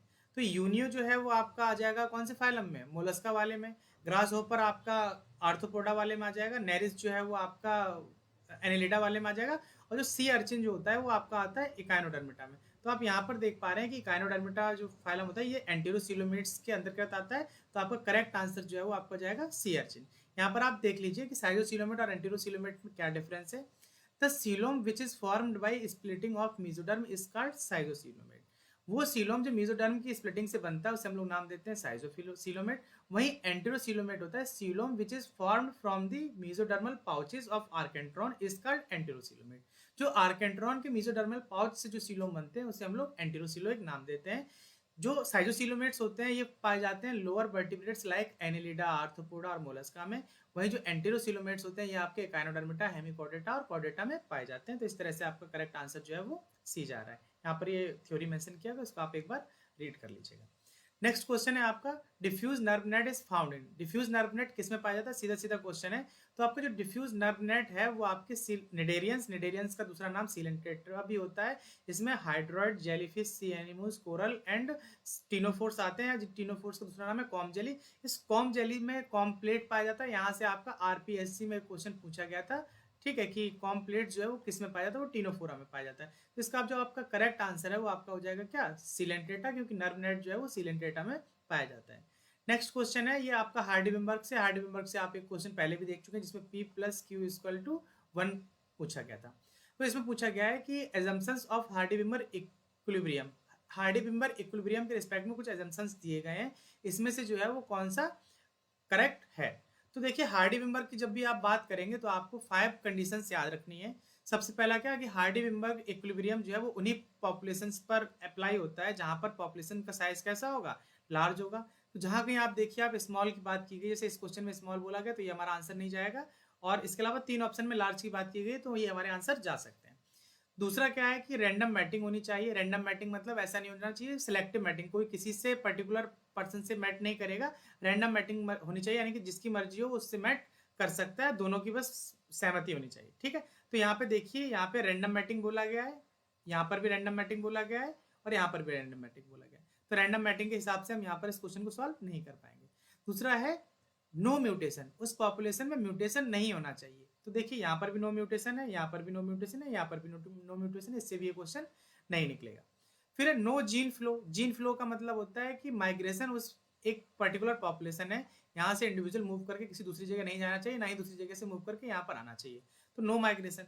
तो यहाँ पर देखिए क्या है, migrant enter from other population, तो माइग्रेंट की बात करें तो ये हमारा नहीं जाना चाहिए क्योंकि थ्योरी कह रही है नो माइग्रेशन। ठीक है, इसमें भी बोला गया है नो माइग्रेशन। ठीक, अब देखिए नेक्स्ट क्या है, नो जीन फ्लो। माइग्रेशन और जीन फ्लो लगभग एक ही जैसे। नो सिलेक्शन यानी कि नेचुरल सिलेक्शन नहीं होना चाहिए। तो आप अब देखिए हमने कहीं भी 5 पॉइंट डिस्कस किए हैं, तो इसमें हमने हेट्रोजाइगोट सर्वाइवर की बात कहीं पर नहीं किया है, तो ये ऑप्शन भी हमारा क्या हो गया, गलत हो गया। पहला वाला पहले ही गलत हो गया था, अब हमारा बच रहा है कि सेकेंड ऑप्शन, तो ये हमारा करेक्ट आंसर है। इसके हिसाब से जो एलिलिक फ्रिक्वेंसी होती है उसमें कोई चेंज नहीं आना चाहिए, P plus q equal to 1 ही होना चाहिए। तो इस तरह से जो हमारा करेक्ट आंसर है बी जाएगा। आपको ये 5 पॉइंट हमेशा याद रखने, अगर आप ये 5 पॉइंट आपको अगर याद है तो आपका हार्डी-वेनबर्ग का क्वेश्चंस कभी भी गलत नहीं होंगे। नेक्स्ट है how does biological altruism increase fitness, कि बायोलॉजिकल अल्ट्रुइज्म जो है वो कैसे फिटनेस को इंक्रीज करता है। By making individual organism stronger and therefore more fit, एक ऑप्शन ये दिया गया है। By increasing the chance of the entire group surviving and thus being able to reproduce, by making the entire group faster to outrun predator, by favoring the large individual which can run faster and catch prey। तो इस तरह का कोई भी concept नहीं है, तो ये दोनों आपके ऑप्शन जो है वो आपके 100% गलत हो जाएंगे। अब पूछा गया अल्ट्रुइज्म इंक्रीज फिटनेस, कि अल्ट्रुइज्म जो है वो कैसे फिटनेस को इंक्रीज कर रहा है। सबसे पहले आप अल्ट्रुइज्म समझ लीजिए कि अपने किसी कम्युनिटी के लोगों के लिए अपने आप को सर्वाइव कर देना, ये जो है इसको अल्ट्रुइज्म कहते हैं। ह्यूमन में आजकल ये आपको देखने को नहीं मिलेगा, ये आपको देखने को मिलता है जो आपके जो लोअर एनिमल्स हैं उनमें, जैसे हनी बी और इन सब में आपको देखने को मिलता है। ठीक है, तो आप इस क्वेश्चन के अकॉर्डिंग अगर आप देखा जाए तो increase the chance of the entire group surviving and thus being able to reproduce, ये ऑप्शन जो है आपका 90% करेक्ट जाना चाहिए। लेकिन कई रिसोर्सेज में मैंने पता किया है, जो हमारे टीम के मेंबर्स हैं वो भी कह रहे हैं कि हो सकता है कि ये वाला ऑप्शन भी सही हो सकता है। तो इन दोनों में से थोड़ा डाउट है, तो ये डाउटफुल क्वेश्चन है। ठीक है, 90% चांसेस हैं कि आपका बी ऑप्शन जो है वो करेक्ट होना चाहिए। नेक्स्ट क्वेश्चन की तरफ हम मूव करते हैं। Radial nerve are found in, कहा गया कि रेडियल नर्व्स जो होते हैं वो कहाँ पाए जाते हैं। तो जो इकाइनोडर्म्स होते हैं, इकाइनोडर्म्स में आपका रेडियल नर्व पाया जाता है। ठीक है, नेक्स्ट क्वेश्चन की तरफ हम मूव करेंगे। तो यहाँ पर बोला गया है apoid larvae are found in, apoid larvae जो है वो कहाँ पाया जाता है। तो सुपर फैमिली जो है एपॉइडिया, एपॉइडिया के अंदर जो है वो हमारा हेमनोपटेरा आता है ग्रुप। हेमनोपटेरा के अंदर जो है हमारा बास्प और बीज आते हैं, इनमें एपॉइड लार्वा पाया जाता है। तो इसका जो करेक्ट आंसर जो हो जाएगा हमारा क्या हो जाएगा, बी हो जाएगा। ये आप देख रहे हैं, तो बी में हमारा हनी बी आ गया, और ये इसका जो है वो लाइफ साइकिल हो गया। तो हनी बी की जो लाइफ साइकिल है वो टोटल 21 डेज की होती है, इसमें 15 डेज टू 18 डेज तक प्यूपा रहता है, और जो लार्वा जो है वो आपका 6 to 10 डेज तक रहता है। और इस तरह से आप देख रहे हैं कि कैसे यहाँ पर ये लार्वा से ये पूरा अडल्ट हनी बी जो है वो कन्वर्ट हो रही है। ठीक है, नेक्स्ट क्वेश्चन की तरफ हम मूव करते हैं। इन रोटिफर्स पीडल ग्लैंड सेक्रीट्स, तो कहा गया है कि रोटिफर्स जो होते हैं उसमें पीडल ग्लैंड जो है वो क्या सेक्रेट करती है। तो ये आप एक रोटिफेरा का स्ट्रक्चर देख पा रहे हैं। रोटिफर्स को हम लोग नाम देते हैं व्हील एनिमल्स, या फिर व्हील एनिमल क्यूल भी इनको नाम दिया जाता है। इसमें देखिए यहाँ पर आपको ये इस तरह से एक स्ट्रक्चर दिखाई दे रहे हैं, ये इस स्ट्रक्चर को नाम देते हैं पीडल ग्लैंड। तो पीडल ग्लैंड का काम होता है एक्सक्रीटरी प्रोडक्ट को भी रिलीज करते हैं और एडहेसिव मटेरियल भी रिलीज करते हैं। तो इसका आंसर जो है वो आपका बी एंड सी ए और बी जाना चाहिए, इस तरह से करेक्ट आंसर जो है वो आपका क्या जाएगा, सी जाएगा। नेक्स्ट क्वेश्चन है the colonies of Ectoprocta are known as, Ectoprocta की कॉलोनी को क्या कहा जाता है। तो जो एक्टोप्रोटा है उसको हम लोग नाम देते हैं ब्रायोजोआ भी बोलते हैं, ठीक है, इसको सीमेट्स कहा जाता है और फिर सीमोसिस भी कहते हैं। ये सारे एक्वाटिक एनिमल है, बेंथिक एनिमल है जो समुद्र में पाए जाते हैं। तो यहाँ पर देखिए क्लियर कट मेंशन है कि इसको कहा जा रहा है सीमेट, तो इसका करेक्ट आंसर जो है आपको जाएगा क्या, सी ऑप्शन करेक्ट जाएगा। नेक्स्ट क्वेश्चन है excretory organ are not found in, तो अभी देखिए आपने देखा सॉरी कि जो पीछे ब्रायोजोआ है, ब्रायोजोआ का एक कैरेक्टर और है कि इसमें कोई भी एक्सक्रीटरी ऑर्गन नहीं पाया जाता है। तो there is no nephridia, little kidney और other excretory organ in Bryozoa and it is thought that ammonia diffuses out through the body wall and lophophore. तो जो इनके एक्सक्रीटरी प्रोडक्ट हैं वो बॉडी वॉल के थ्रू या फिर जो लोफोफोर होता है उसके थ्रू बॉडी से रिलीज किए जाते हैं। More complex waste product are not excreted but accumulate in the polypide. अब देखिए अगर आपसे कभी एग्जाम में पूछ लिया जाए कि वो कौन सा ऑर्गेनिज्म है जिसमें वेस्ट प्रोडक्ट, जो लार्ज वेस्ट प्रोडक्ट होते हैं उसको बॉडी से एक्सक्रीट ना करके उसको पॉलीपाइड में एक्यूमुलेट कर लिया जाता है, तो आपका आंसर जाएगा क्या, Bryozoa. Which degrade after a few week, जिसको बाद में एक वीक द्वारा एक वीक बाद डिफ्यूज या डिग्रेड कर दिया जाता है, तो ये आपका आंसर इसका करेक्ट जाएगा क्या, ब्रायोजोआ। ब्रायोजोआ में कोई भी एक्सक्रीटरी ऑर्गन नहीं पाया जा रहा है। नेक्स्ट क्वेश्चन है is used in treatment of hyper uricaemia and gout. Hyper uricaemia का मतलब हुआ हाइपर मतलब ज्यादा और यूरिसीमिया का मतलब हुआ यूरिक एसिड बढ़ा हुआ है, और गाउट कंडीशन में भी क्या होता है, यूरिक एसिड बढ़ जाता है। तो हमें ऐसा ड्रग यूज करना पड़ेगा जो क्या करे, यूरिक एसिड के फॉर्मेशन को रोक दे। अब आप पहले ये समझना होगा कि यूरिक एसिड का फॉर्मेशन होता कैसे है। तो देखिए होता क्या है कि जब हमारे न्यूक्लियोटाइड का डिग्रेडेशन होता है तो वहां पर हाइपोजेंथिन बनता है। हाइपोजेंथिन को जेंथिन ऑक्सीडेज जो होता है वो एक वाटर प्लस ऑक्सीजन को यूज करके H2O2 में कन्वर्ट कर देगा और इसको जेंथिन में कन्वर्ट कर दिया जाता है। जेंथिन को फिर से जेंथिन ऑक्सीडेज एंजाइम यूज करेगा और H2O2 फिर से बनेगा और ये कन्वर्ट हो जाता है यूरिक एसिड में 2,6,8 ट्राईऑक्सीप्यूरिन। अगर कहीं आपको यूरिक एसिड की जगह 2,6,8 ट्राईऑक्सीप्यूरिन आपको लिखा हुआ मिल जाए तो आप समझ जाएगा कि ये यूरिक एसिड का ही नाम है।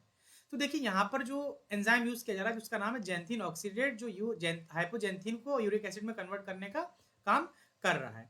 तो हमें यहाँ पर दिख रहा है इस वाले डायग्राम में हाइपोजेंथिन को यूरिक एसिड में कन्वर्ट किया गया, जैसे कि हमने अभी आपको अगले स्टेप में बताया था। इसको कन्वर्ट करने वाला एंजाइम जिसका नाम है क्या, एक्सओ यानी कि जेंथिन ऑक्सीडेज। तो दो ड्रग्स ऐसे हैं या जो जिनका यूज किया जाता है एक्सओ को इनहिबिट करने के लिए, इसमें ऑक्सीप्यूरिनॉल है और दूसरा है आपका एलोप्यूरिन। ये क्या करते हैं, एक्सो के जो एक्टिविटी है उसको इनहिबिट कर देते हैं। तो इसका जो करेक्ट आंसर जाएगा आपका क्या, एलोप्यूरिन, क्योंकि एक्सओ को इनहिबिट करके हम जो यूरिक एसिड के फॉर्मेशन को कम कर सकते हैं और हाई यूरिक एसिड का फॉर्मेशन जो है वो गाउट और हाइपर यूरिसीमिया में के लिए रिस्पॉन्सिबल है। ठीक है, यहाँ पर आप थ्योरी में देख लीजिए क्या लिखा हुआ है। Hyperuricemia is defined as an elevated serum uric acid level usually जो है वो greater than 6 mg/dl in women and 7 mg/dl in man. ये होगा तो आपका उसको हाइपर यूरिसीमिया माना जाएगा। Patient with hyperuricemia who develop gout are usually best treated with a xanthine oxidase inhibitor like allopurinol. Allopurinol आपका ये क्वेश्चन में पूछा गया था। Allopurinol is an class of medications called xanthine oxidase inhibitor. अगली बार कभी आपसे अगर क्वेश्चन पूछ लिया जाए, 4 ऑप्शन दिए जाए, उनमें से पूछा जाए कि जेंथिन ऑक्सीडेज इनहिबिटर कौन है, तो आपको याद रहना चाहिए कि एलोप्यूरिन और ऑक्सीप्यूरिनॉल जो है वो जेंथिन ऑक्सीडेज इनहिबिटर होते हैं। It works by reducing the production of uric acid in the body. ये यूरिक एसिड के प्रोडक्शन को बॉडी में रिड्यूस कर देते हैं। तो आपका करेक्ट आंसर जो है वो आपका जाएगा क्या, एलोप्यूरिन। नेक्स्ट क्वेश्चन की तरफ हम मूव करते हैं। यहाँ पर बोला गया है in tRNA the D arm is named so because of presence of. तो ये आपका टीआरएनए का स्ट्रक्चर हो गया, इसे हम लोग क्लोवर लीफ मॉडल भी नाम देते हैं। ठीक है, या फिर इसको बोला जाएगा तो ये आपका 2D मॉडल है। वहीं आपका ये एल शेप मॉडल है दूसरा, ये भी टीआरएनए का ही मॉडल है, इसको हम लोग एल शेप मॉडल बोलते हैं या फिर हम इसको नाम देते हैं 3D मॉडल। जो आपका आरपीएससी का एग्जाम हुआ था, आरपीएससी के एग्जाम में आपसे पूछा गया था कि जो टीआरएनए का जो 3D मॉडल होता है उसको हम लोग क्या नाम देते हैं, तो वहां पर जो आपका एल शेप मॉडल जो होता है उसको हम लोग नाम देते हैं टीआरएनए का जो 3D मॉडल है। तो यहाँ पर आपसे पूछा गया है तो आपके 4 आर्म होते हैं। ये आपका एक्सेप्टर आर्म है जो अमाइनो एसिड को एक्सेप्ट करता है 3' एंड पर। ये आपका टी साइज सी लूप है। ये आपका एंटीकोडॉन आर्म है और आपका ये डी आर्म है। थायमिन, स्यूडोयूरिडिन और सी, इस वजह से इसका ये नाम दिया गया, साई लूप नाम देते हैं। एंटीकोडॉन यहाँ पर पाए जाते हैं इसके, इसलिए एंटीकोडॉन लूप देते हैं। डी आर्म का मतलब होता है डाईहाइड्रोयूरिडिन, तो यहाँ पर डाईहाइड्रोयूरिडिन पाया जाता है, इसकी वजह से इसको डी आर्म नाम दिया जाता है। तो आपका जो करेक्ट आंसर जो है वो आपका जाएगा क्या, सी आंसर जाएगा। नेक्स्ट क्वेश्चन में आप देखिए क्या कह रहा है कि the neurotransmitter that possess nerve impulse across synapse between adjacent neuron. तो आपको पता है कि जब नर्व इम्पल्स की बात होती है तो जो एस्टाइल कोलिन होता है वो नर्व इम्पल्स को सिनेप्स के अक्रॉस पास करने का काम करता है। तो यहाँ पर आप देख पा रहे हैं ये प्री सिनेप्टिक है, जैसे कि मैं आप पहले बता चुका हूँ। प्री सिनेप्टिक मतलब जहाँ से ट्रांसमीटर रिलीज हो रहा है, पोस्ट सिनेप्टिक मतलब जहाँ पर उसके रिसेप्टर प्रेजेंट है। तो सिनेप्टिक वेसिकल के अंदर जो हमारा न्यूरोट्रांसमीटर है, न्यूरोट्रांसमीटर यहाँ वेसिकल फ्यूजन होगा, ये कैल्शियम डिपेंडेंट होता है। ठीक है, एक क्वेश्चन में अभी पीछे पूछा गया था। तो ये जब बाहर रिलीज होगा तो क्या करेगा, ACH के जो रिसेप्टर है उसके साथ जाकर के बाइंड करेगा। अगर यहाँ बाइंड नहीं करता है तो ACH इनहिबिटर भी पाए जाते हैं जो क्या करते हैं कि इसको मतलब रिसेप्टर से बाइंडिंग को रोक के रखते हैं। अगर ये रिसेप्टर से बाइंड हो गया तब तो ठीक है, अगर रिसेप्टर से बाइंड नहीं होगा तो एसिटाइल कोलिन स्टेरेस पाए जाते हैं जो क्या करेंगे, कोलिन को और स्टेरेस एसिटेट को अलग अलग कर देंगे। और जो हमारा कोलिन होता है कि ये वापस उसी न्यूरॉन द्वारा या जो उसका प्री सिनेप्टिक सेल्स है उसके द्वारा रिसीव करके सेल के अंदर ले आया जाता है और इसको वापस फिर से एसिटाइल कोलिन में कन्वर्ट कर दिया जाता है। तो इस तरह से साइकिल चलती रहती है। तो इसका जो करेक्ट आंसर जो है वो आपका जाएगा क्या, एसिटाइल कोलिन। इसको हम लोग कभी जब न्यूरोफिजियोलॉजी पढ़ेंगे तो वहां पर पूरा डिटेल में एक बार आपको अच्छे से समझा दिया जाएगा। ठीक है, नेक्स्ट क्वेश्चन है the enzyme that rearrange the atoms within the molecule are called. तो देखिए जब ईसी कमीशन यानी कि एंजाइम कमीशन ने जब इसको एंजाइम का क्लासिफिकेशन किया था तो उसको 6 पार्ट में डिवाइड किया था। तो सबसे पहला है आपका ऑक्सीडो रिडक्टेज, यानी कि ऑक्सीडेशन और रिडक्शन में काम करता है। ट्रांसफरेज, हाइड्रोलेजेस, लाइएज, आइसोमरेज और लाइगेजेस। ट्रांसफरेज क्या होता है कि दो मॉलिक्यूल हैं, एक मॉलिक्यूल से कुछ चीज को लिया और दूसरे मॉलिक्यूल पर ट्रांसफर कर दिया, तो वहां पर ट्रांसफरेज यूज होता है। इसी का थोड़ा सा ही अल्टरनेट है आइसोमरेज। आइसोमरेज में क्या होता है कि इसी मॉलिक्यूल से हमने क्या किया, यहाँ से कुछ ग्रुप उठाया और यही मॉलिक्यूल पर दूसरी जगह पर लगा दिया। तो इस तरह की कंडीशन पूछी गई है, विद इन मॉलिक्यूल पूछा गया। तो इसका जो करेक्ट आंसर जो है वो आपका क्या जाएगा, आइसोमरेज जाएगा, क्योंकि आइसोमरेज जो है वो विद इन मॉलिक्यूल रीअरेंजमेंट करने का काम करता है। नेक्स्ट क्वेश्चन आप देखिए, इन यहाँ पे डैश दिया हुआ है, नीचे इनहिबिशन टाइप दिया हुआ है, किस तरह का एंजाइम इनहिबिशन है। तो कहा गया है कि Km की वैल्यू बढ़ रही है। आपका Km क्या है, बढ़ रहा है। और Vmax जो है वो रिमेन अनचेंज है। आपसे कंडीशन पूछी गई है तो आपको मेनली हमेशा याद रखिए जब कभी एग्जाम देने जाएं तो कॉम्पिटिटिव, नॉन कॉम्पिटिटिव और एक अनकॉम्पिटिटिव कंडीशन भी आती है। इन तीनों कंडीशन को हमेशा याद रखना होता है, इन्हीं में से आपका क्वेश्चन जो है वो निकल जाएगा। तो जब आप एंजाइम्स पढ़ेंगे हमारे साथ में तो वहां पर आपको हम 3 तरह की कैटेगरी बताएंगे। एक होता है कॉम्पिटिटिव इनहिबिशन, दूसरा अनकॉम्पिटिटिव इनहिबिशन और तीसरा नॉन कॉम्पिटिटिव। ये इसके ग्राफ्स दिए गए। कई बार क्या करते हैं, ग्राफ दिए जाते हैं और पूछा जाता है कि किस तरह का इनहिबिशन है। तो आप देखिए यहाँ पर 0 है, ठीक है, और इधर वैल्यू जो है वो माइनस में है। जब भी माइनस से प्लस की तरफ हम मूव करते हैं तो Km जो है वो इंक्रीज करेगा। यहाँ पर आपका क्या है, Km मतलब सबस्ट्रेट कंसंट्रेशन। जब इस तरफ मूव करेंगे तो Km आपका बढ़ेगा। ये रेड वाली जो वैल्यू है इनहिबिटर को रिप्रेजेंट करता है, ये नॉन इनहिबिटर को है। तो यहाँ पर देखिए Km इंक्रीज है और Vmax जो है वो अनअफेक्टेड है। हमसे भी क्वेश्चन में क्या पूछा गया था, Km इंक्रीज हो रहा है, Vmax अनअफेक्टेड है, तो इसका हमारा करेक्ट आंसर जो है वो चला जाएगा क्या, सी। वही अनकम्पिटिटिव में क्या होता है, दोनों घटते हैं, Km भी घटता है और Vmax भी घटता है। तो यहाँ पर आपको देखिए पैरेलल लाइन देखने को मिलेगी। अगर इस तरह का ग्राफ दे दिया जाए और पूछा जाए कि किस तरह का एग्जाम्पल है तो ये आपका अनकम्पिटिटिव का एग्जाम्पल है। वही नॉन कम्पिटिटिव में क्या होता है कि Km देखिए पॉइंट यही सेम है, लेकिन Vmax जहाँ पर ये जहाँ रेखा को इसको काट रहे होते हैं इसको Vmax नाम दिया जाता है। लेकिन Vmax की वैल्यू दोनों जो है वो क्या हो गई है, चेंज हो गई। तो आपका Vmax जो है वो घट रहा है। ठीक है, जब यहाँ से ऊपर की तरफ जाएंगे तो Vmax आपका क्या होगा, घटेगा, और जो Km है वो आपका अनअफेक्टेड है। तो आपको ये तीनों पॉइंट्स जो है वो याद रखने। इसका करेक्ट आंसर जो है वो आपका जाएगा क्या, सी जाएगा।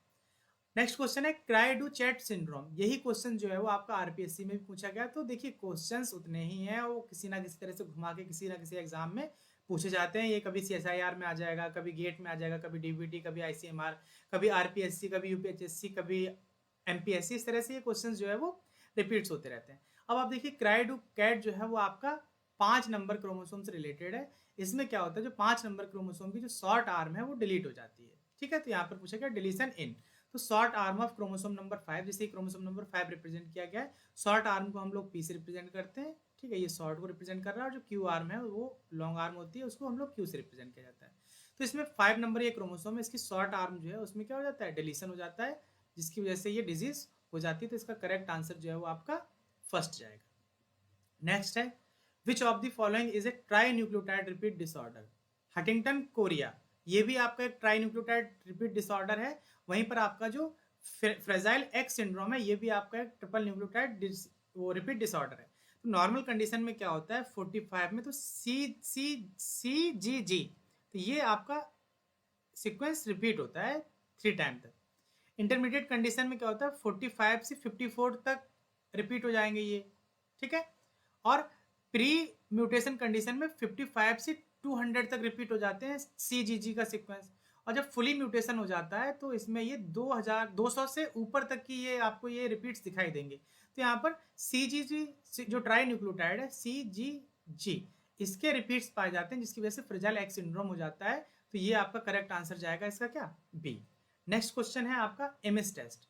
तो एमएस टेस्ट के लिए मैंने आपको पहले भी पढ़ा रखा है, ठीक है, वो लिंक मैं आपको दे दूंगा, आप वहां जाकर के देख सकते हैं। तो एमएस टेस्ट जो है वो कोई भी केमिकल या म्यूटाजन है वो कार्सिनोजेनिक है या नहीं है, ये पता करने के लिए यूज किया जाता है। तो the Ames test is use to determine the potential carcinogenic effect या mutagen of chemical in animal. ये कोई कार्सिनोजेनिक है या म्यूटाजन है, वो केमिकल है, वो म्यूटेशन कॉज कर पा रहा है नहीं कर पा रहा है, इसको पता करने के लिए हम लोग एमएस टेस्ट यूज करते हैं। तो इसका करेक्ट आंसर जो है वो आपका जाएगा क्या, सी। नेक्स्ट क्वेश्चन है common lesion found in DNA after exposure to UV radiation. कहा गया कि यूवी रेडिएशन के बाद में आपको कौन सा कॉमन जो आपको डीएनए डैमेज देखने को मिलता है। तो जब कभी यूवी रेडिएशन की बात होती है तो सबसे पहले यूवी रेडिएशन में आपको थायमिन डाइमर देखने को मिलता है। तो इसका करेक्ट आंसर जो है वो आपका फर्स्ट जाएगा। नेक्स्ट क्वेश्चन है spontaneous oxidative deamination cause cytosine to convert in. अब देखिए साइटोसिन का जो डीएमिनेशन हो रहा है वो दोनों कंडीशन में होता है, स्पॉन्टेनियस भी होता है और एंजाइम मीडिएटेड भी होता है। तो जब साइटोसिन का डीएमिनेशन होता है तो यहाँ पर साइटोसिन को हम लोग बोलते हैं 4 अमाइनो 2 ऑक्सो प्यूरिन, यानी कि ये इसकी 4th पोजीशन है और ये इसकी 2nd पोजीशन है। 2nd पोजीशन पर ऑक्सो ग्रुप लगा हुआ है और 4th पोजीशन पर अमाइनो ग्रुप लगा हुआ है। तो इसको हम लोग नाम दिया क्या, साइटोसिन। जब साइटोसिन का डीएमिनेशन हो गया तो उस कंडीशन में यहाँ पे जहाँ पे डीएमिनेशन यानी कि ग्रुप हट गया यहाँ से, जब कोई रिमूव होगा ग्रुप तो वहां पर ऑक्सीजन आकर के लग जाएगा। तो अब आपका बन गया 2,4 डाई ऑक्सो, यानी कि 2nd पोजीशन पर भी ऑक्सो है और 4th पोजीशन पर भी ऑक्सो है। तो 2,4 डाई ऑक्सो पिरिमिडिन, इसको हम लोग नाम दे रहे हैं क्या, यूरेसिल। तो जब बात की गई है spontaneous oxidative deamination of cytosine cause convert uracil, तो साइटोसिन किस में कन्वर्ट हो जाएगा, यूरेसिल में। वहीं अगर हम इसकी क्या करें 5th पोजीशन पर अगर हम यहाँ पे मिथाइल ग्रुप जोड़ दें तो ये आपका कन्वर्ट हो जाएगा किस में, थायमिन में, यानी कि थायमिन को 5 मिथाइल यूरेसिल भी बोलते हैं। तो आप यूरेसिल देख करके कंफ्यूज नहीं होंगे, तो अगर 5 मिथाइल यूरेसिल नाम दिया गया तो बात की गई वहां पर किसकी, थायमिन की। नेक्स्ट क्वेश्चन है what is the role of osphradium in aquatic respiration. Aquatic respiration में ऑस्फ्रीडियम का रोल आपसे पूछा गया है।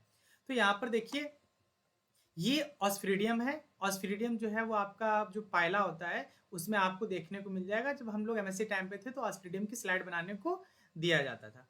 तो यहाँ पर देखिए the major function of osphradium is to test the incoming water for silt and food particle. जो वाटर आएगा उसकी बॉडी में उसमें सिल्ट एंड फूड पार्टिकल को वो टेस्ट करने का काम करता है। तो टेस्ट ऑफ द वाटर, तो आपका ये 2nd ऑप्शन जो है वो करेक्ट जाएगा, ठीक है।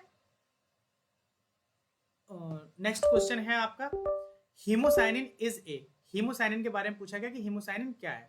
तो ये आपका सर्कुलेटरी पिगमेंट नहीं है, एक्सपिरेटरी पिगमेंट नहीं है, नर्वस पिगमेंट नहीं है, ये आपका है रेस्पिरेटरी पिगमेंट। तो रेस्पिरेटरी पिगमेंट की यहाँ पर एक लिस्ट मेंशन की गई है, हो सकता है अगली बार आपको इनमें से किसी एक के बारे में पूछ लिया जाए। तो हीमोग्लोबिन हमारे अंदर पाया जाता है, हीमोसाइनिन, क्लोरोक्विनिन, हीमोरेथ्रिन, पिनेग्लोबिन, इकाइनोक्रोम, मॉलपेडिन, बेनाडियम और न्यूरोग्लोबिन, साइटोग्लोबिन, ये सारे आपके रेस्पिरेटरी पिगमेंट हैं, जिसमें से एक जो आपका हीमोसाइनिन जो है ये आपका पूछ लिया गया है, ठीक है। तो आपका करेक्ट आंसर जाएगा 4th। नेक्स्ट क्वेश्चन है respiratory organ of crustaceans are.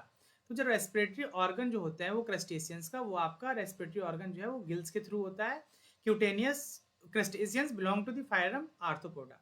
Crustaceans जो है वो आर्थ्रोपोडा फाइलम से बिलोंग करते हैं, which is characterized by joint appendages. इसमें जो है वो जॉइंटेड लेग्स पाए जाते हैं। The respiratory organ are gill, book lungs, book gills और ट्रैकियल सिस्टम है इनमें जो पाया जाता है, जिसके थ्रू ये क्या करते हैं, रेस्पिरेशन करते हैं। Crustaceans are aquatic arthropods in which respiration occurs through the gills, और इनमें जो रेस्पिरेशन है वो गिल के थ्रू होता है। तो इसका करेक्ट आंसर जो है वो आपका फर्स्ट जाएगा। जो अब देखिए यहाँ पर बात की गई है बुक लंग्स की और बुक गिल्स की, ये भी इंपॉर्टेंट है, ये किसी ना किसी एग्जाम में आपसे पूछे जाएंगे कि बुक गिल्स किस में पाया जा रहा है, बुक लंग्स किस में पाया जा रहा है। तो बुक गिल्स जो होते हैं, जो आपका हॉर्स सू क्रैब होता है, ठीक है, जो आपको कुछ इस तरह का दिखने को मिलेगा, इसको हम लोग लिमुलस भी नाम देते हैं। क्या नाम देते हैं, लिमुलस देते हैं। आप इसका स्ट्रक्चर देख पा रहे हैं, तो ये हॉर्स के जो वो होता है ना, पैर होता है, खुर होता है, उसकी तरह दिखाई दे रहा है, इसलिए इसको हॉर्सू क्रैब भी नाम देते हैं, ठीक है। Underneath the abdomen toward the end of the animal the book gills are divided into 5 pair, जो इसमें 5 पेयर बुक गिल्स होते हैं। अगर आपसे पूछा जाए कि बुक गिल्स किस में पाए जाते हैं, तो आप हॉर्सू क्रैब या फिर लिमुलस का नाम लेंगे जब कभी एग्जाम में अगर आएगा तो, ठीक है। ये book gills found in Limulus. वहीं जो आपका बुक लंग्स होते हैं, ये रेस्पिरेटरी ऑर्गन होते हैं सर्टेन एयर ब्रीदिंग आर्किनोइड आर्थ्रोपोड्स, जैसे स्कॉर्पियन या फिर स्पाइडर, कुछ स्पाइडर्स हैं उसमें आपका बुक लंग्स पाए जाते हैं। अगर बुक लंग्स का ऑप्शन कभी मैचिंग में आता है, तो बुक लंग्स के मैचिंग आप स्कॉर्पियन से या फिर स्पाइडर से मैच करा सकते हैं। तो आपका ये इस तरह से क्वेश्चन का आंसर जाएगा क्या, फर्स्ट। नेक्स्ट है in the digestive system which specialized cell transport antigen across the epithelium.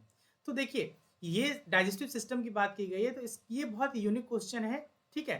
तो यहाँ पर देखिए डाइजेस्टिव सिस्टम में आपके एम सेल्स पाए जाते हैं, जो क्या करते हैं कि इस ल्यूमिनल साइड से सेल्स या जो भी virus bacteria parasite protein intestine में जो पाए जा रहे हैं उनको यहाँ से लेंगे और उसको जस्ट दूसरी तरफ क्या कर देते हैं, रिलीज कर देते हैं। तो ये काम जो करने का काम करते हैं, ये हमारा काम करती है एम सेल्स करते हैं। तो इसका करेक्ट आंसर जो है वो आपका सी जाएगा।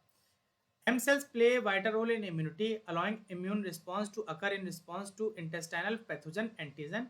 It is likely that many, if not all, intestinal antigen are initially processed by M cells. तो ऐसा नहीं कहा जा रहा है कि सभी, लेकिन मैनी यानी कि बहुत सारे एंटीजन जो इंटेस्टाइन में पाए जा रहे हैं वो एम सेल्स द्वारा प्रोसेस किए जाते हैं। नेक्स्ट क्वेश्चन है what is the major histocompatibility complex refer to in mice. तो कहा गया है कि जो MHC होते हैं यानी कि मेजर हिस्टोकम्पैटिबिलिटी कॉम्प्लेक्स, इसको माइस में किस नाम से जाना जाता है। तो ह्यूमन में इसको नाम से जाना जाता है human leukocyte antigen, HLA complex बोलते हैं। ये आपका हो गया किसमें, ह्यूमन में। TNF बीटा ये ट्यूमर नेक्रोसिस फैक्टर बीटा है, तो ये आपका साइटोकाइन हो जाएगा। वहीं जो माइस होते हैं, माउस में इसको H2 कॉम्प्लेक्स के नाम से जाना जाता है। तो जो MHC of mouse which is called H2 complex is located on the chromosome number 17। जो आपका क्रोमोसोम नंबर किस पर प्रेजेंट है, 17 पर। हो सकता है अगले आप एग्जाम में आपसे पूछ ले जाए कि जो H2 कॉम्प्लेक्स होता है, जो MHC कॉम्प्लेक्स होता है माइस का, वो किस क्रोमोसोम पर है, तो क्रोमोसोम नंबर 17 पर है। The major histocompatibility complex system known as human leukocyte antigen in human में इसको HLA नाम दिया जाता है, जो क्रोमोसोम नंबर 6 की शॉर्ट आर्म पर प्रेजेंट होता है और जिसमें मोस्ट पॉलीमॉर्फिक जीन क्लस्टर पाए जाते हैं, जो एंटायर ह्यूमन जीनोम में देखने को मिलेगा। तो इसका करेक्ट आंसर जो है वो आपका क्या जाएगा, डी जाएगा। नेक्स्ट क्वेश्चन है which immune cell primarily control tuberculosis. तो ये भी थोड़ा डाउटफुल है, कुछ लोगों का मानना है कि नेचुरल किलर सेल्स, लेकिन जो प्राइमरली कंट्रोल ट्यूबरक्लोसिस की बात की जाए तो जो मेरा पॉइंट ऑफ व्यू है उसके हिसाब से क्या होता है, जो ट्यूबरक्लोसिस का जो बैक्टीरिया होता है वो सेल के अंदर पाया जाता है, और जब कभी कोई बैक्टीरिया वायरस जब इंट्रासेलुलर होता है तो उसको किल करने के लिए, उसको कंट्रोल करने के लिए जो हमें सेल्स की रिक्वायरमेंट होती है, तो वो CD8 सेल्स की रिक्वायरमेंट होती है। तो इसका आंसर जो है वो CD8 जाना चाहिए, लेकिन कुछ लोगों का मानना है कि इसका आंसर जो है वो डी भी जा सकता है। 90% चांसेस हैं, 90 नहीं, इसको मैं 80% कहूँगा कि 80% चांसेस हैं कि इसका ए ऑप्शन जाना चाहिए, लेकिन हो सकता है कि इसका आंसर जो है वो डी भी जा सकता है। तो ये थोड़ा डाउटफुल है, इसको आप एक बार जब आंसर की आएगी फाइनल MPSC की, तो आप एक बार मैच करा लीजिएगा। नेक्स्ट जो है यहाँ पर दिया गया विच वन करेक्ट मैच। तो यहाँ पर सारे एक्ट दिए गए हैं और वो किस ईयर अप्लाई किए गए उनके नाम दे दिया गया है। तो फॉरेस्ट कंजर्वेशन एक्ट जो है वो आपका 1980 में लागू हुआ था। अब देखिए आपका फॉरेस्ट कंजर्वेशन एक्ट जो है यानी कि सेकंड का सी आपको देखिए दो ऑप्शन में देखने को मिल रहा है, एक इसमें मिल रहा है, एक इसमें मिल रहा है। ये दो आपके ऑप्शन क्या हो गए, गलत हो गए। वहीं जो आपका बायोडाइवर्सिटी एक्ट है वो 2002 में लागू हुआ, यानी कि फोर्थ का क्या हो गया, फोर्थ का ए। तो आपको थर्ड ऑप्शन में केवल फोर्थ का ए देखने के लिए मिल रहा है, फोर्थ ऑप्शन में नहीं है। तो आपका जो करेक्ट आंसर जाएगा वो आपका क्या जाएगा, सी जाएगा। Forest conservation act 1980, biodiversity act 2002, वहीं आपका एनवायरमेंटल प्रोटेक्शन एक्ट जो है वो 1986 हो गया, और आपका जो है वाइल्ड लाइफ प्रोटेक्शन एक्ट जो है वो 1972 हो गया, और जो असम राइनो वाला जो है वो आपका हो जाएगा क्या, 32 हो जाएगा। ठीक है, तो इस तरह से इसका करेक्ट आंसर जो है वो आपका जाएगा क्या, थर्ड जाएगा। नेक्स्ट है which one is not a green house gas. इसमें कहा गया कि कौन सी ग्रीन हाउस गैस नहीं है।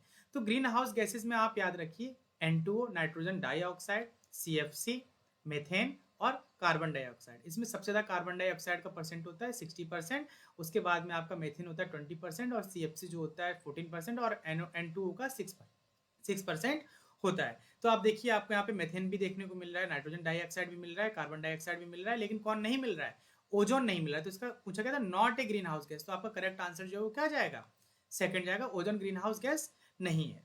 ठीक है, तो इस तरह से आपको ये परसेंटेज भी याद रखना है, किसी किसी एग्जाम में आपसे परसेंटेज भी पूछा जाता है।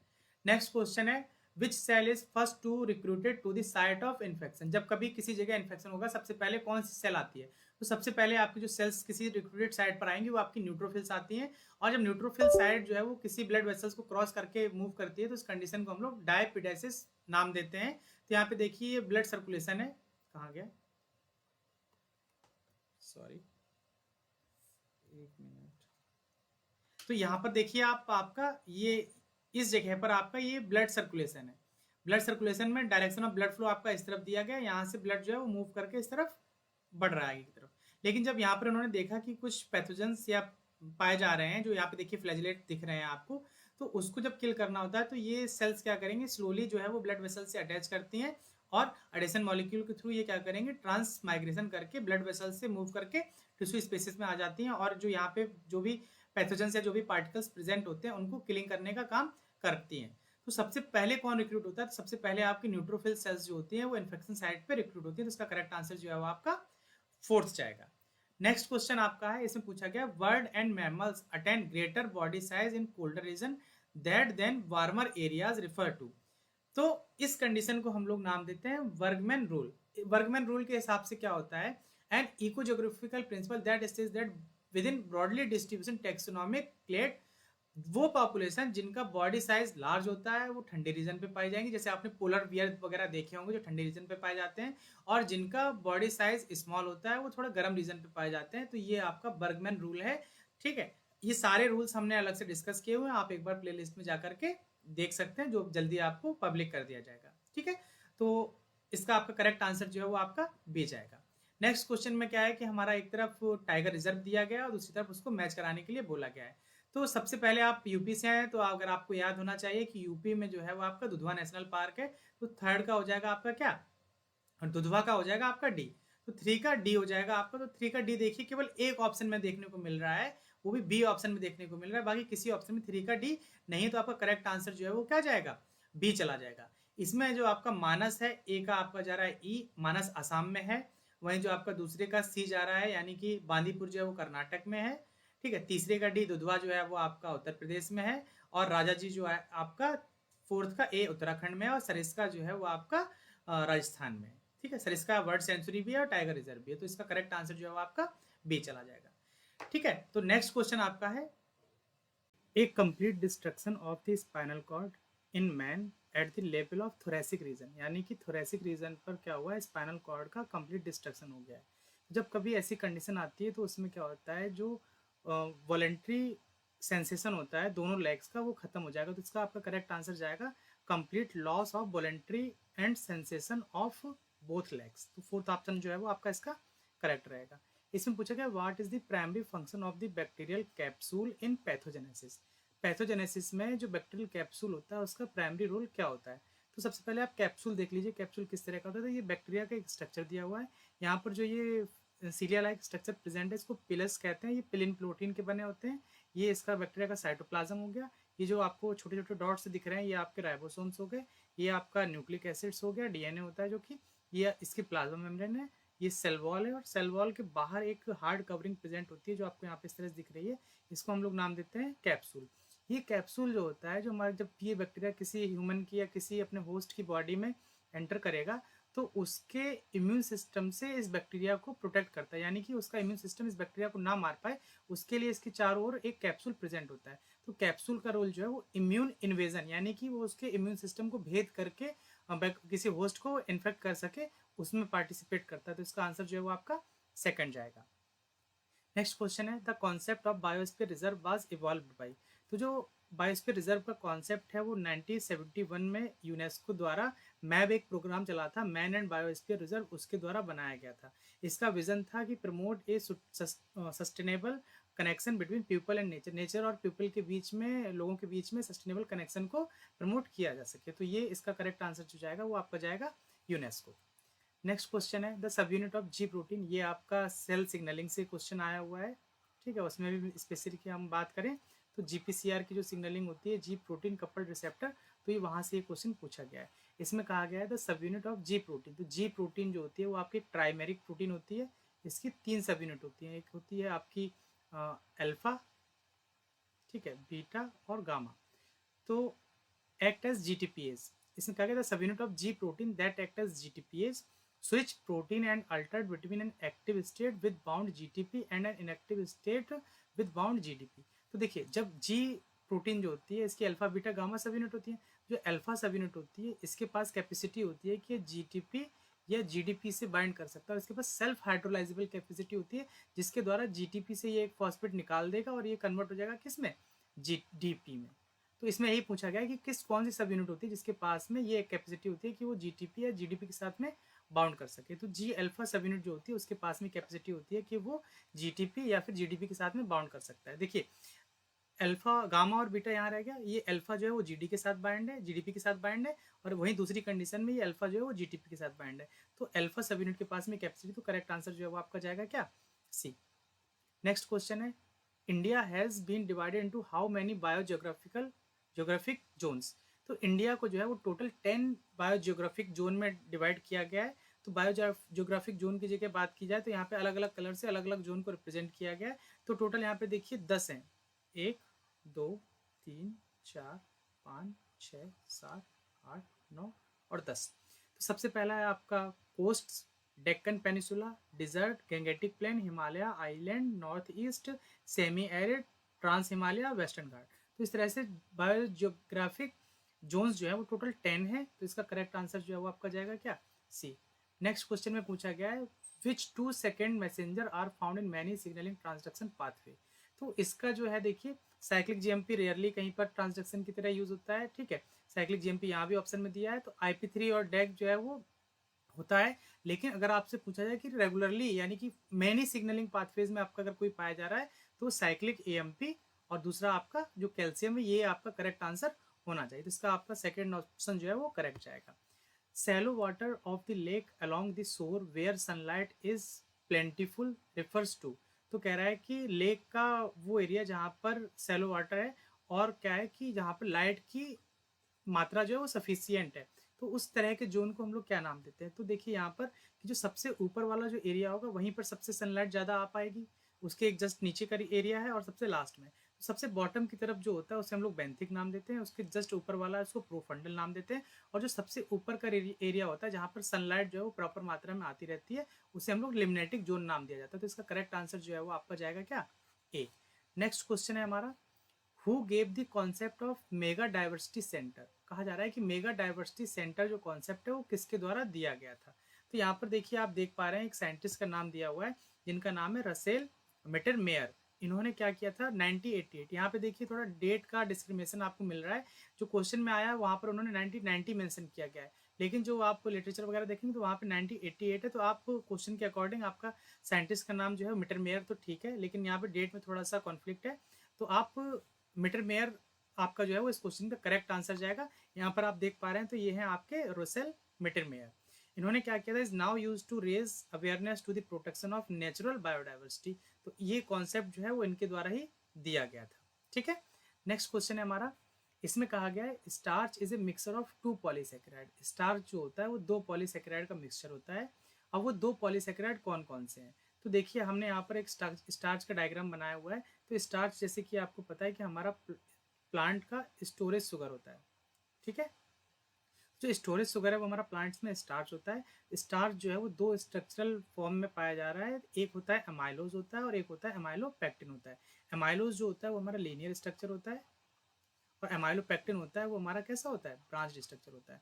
तो ये चीज़ें हमने बायोकेमिस्ट्री के लेक्चर्स में पढ़ रखा है पहले से, आप वहाँ पे जाकर के देख सकते हैं। तो जो एमाइलोज है, एमाइलोज जो है वो लीनियर होता है और इसमें बॉन्डिंग पैटर्न होता है अल्फा 1s2 ग्लाइकोसिडिक बॉन्ड। और वहीं एमाइलोपेक्टिन जो होता है ये ब्रांच होता है, जो लीनियर स्ट्रक्चर होगा उसमें आपकी बॉन्डिंग होती है अल्फा 1s2 4, और जहाँ पे ब्रांचिंग पॉइंट होता है, ब्रांच पॉइंट पर आपकी बॉन्डिंग होती है अल्फा 1s2 6 ग्लाइकोसिडिक लिंकेज। ठीक है, तो आपका जो करेक्ट आंसर जाएगा इस क्वेश्चन का वो जाएगा एमाइलोज एंड एमाइलोपेक्टिन। तो इस तरह से हमने एमपीपीएससी का जो लेक्चर, जो आपका एग्जाम हुआ था अभी 4 इसको अगस्त को, तो उसमें जो टोटल 150 क्वेश्चंस आए हुए थे, तो हमने 75 क्वेश्चंस को डिस्कस कर लिया है, और जो बाकी के क्वेश्चंस बचे हुए हैं वो आपको डॉक्टर सुशील एसपी सिंह सर जो है वो आपको अगले लेक्चर में डिस्कस करेंगे। ठीक है, अगर आपको इसमें लगता है कि हमने बहुत कोशिश किया है कि इसको हम करेक्ट आंसर की बना सकें, अगर आपकी कोई भी कमेंट या सजेशन है तो कमेंट बॉक्स आपके लिए ओपन है, आप वहाँ पर अपने सजेशंस को छोड़ सकते हैं ताकि हम उसको इम्प्रूव कर सकें। जल्दी मिलेंगे आप इसके पार्ट 2 में। ठीक है, और वो पार्ट 2 जो है वो आपका लेंगे डॉक्टर एसपी सिंह सर। तब तक के लिए हमारे साथ जुड़े रहिए। धन्यवाद।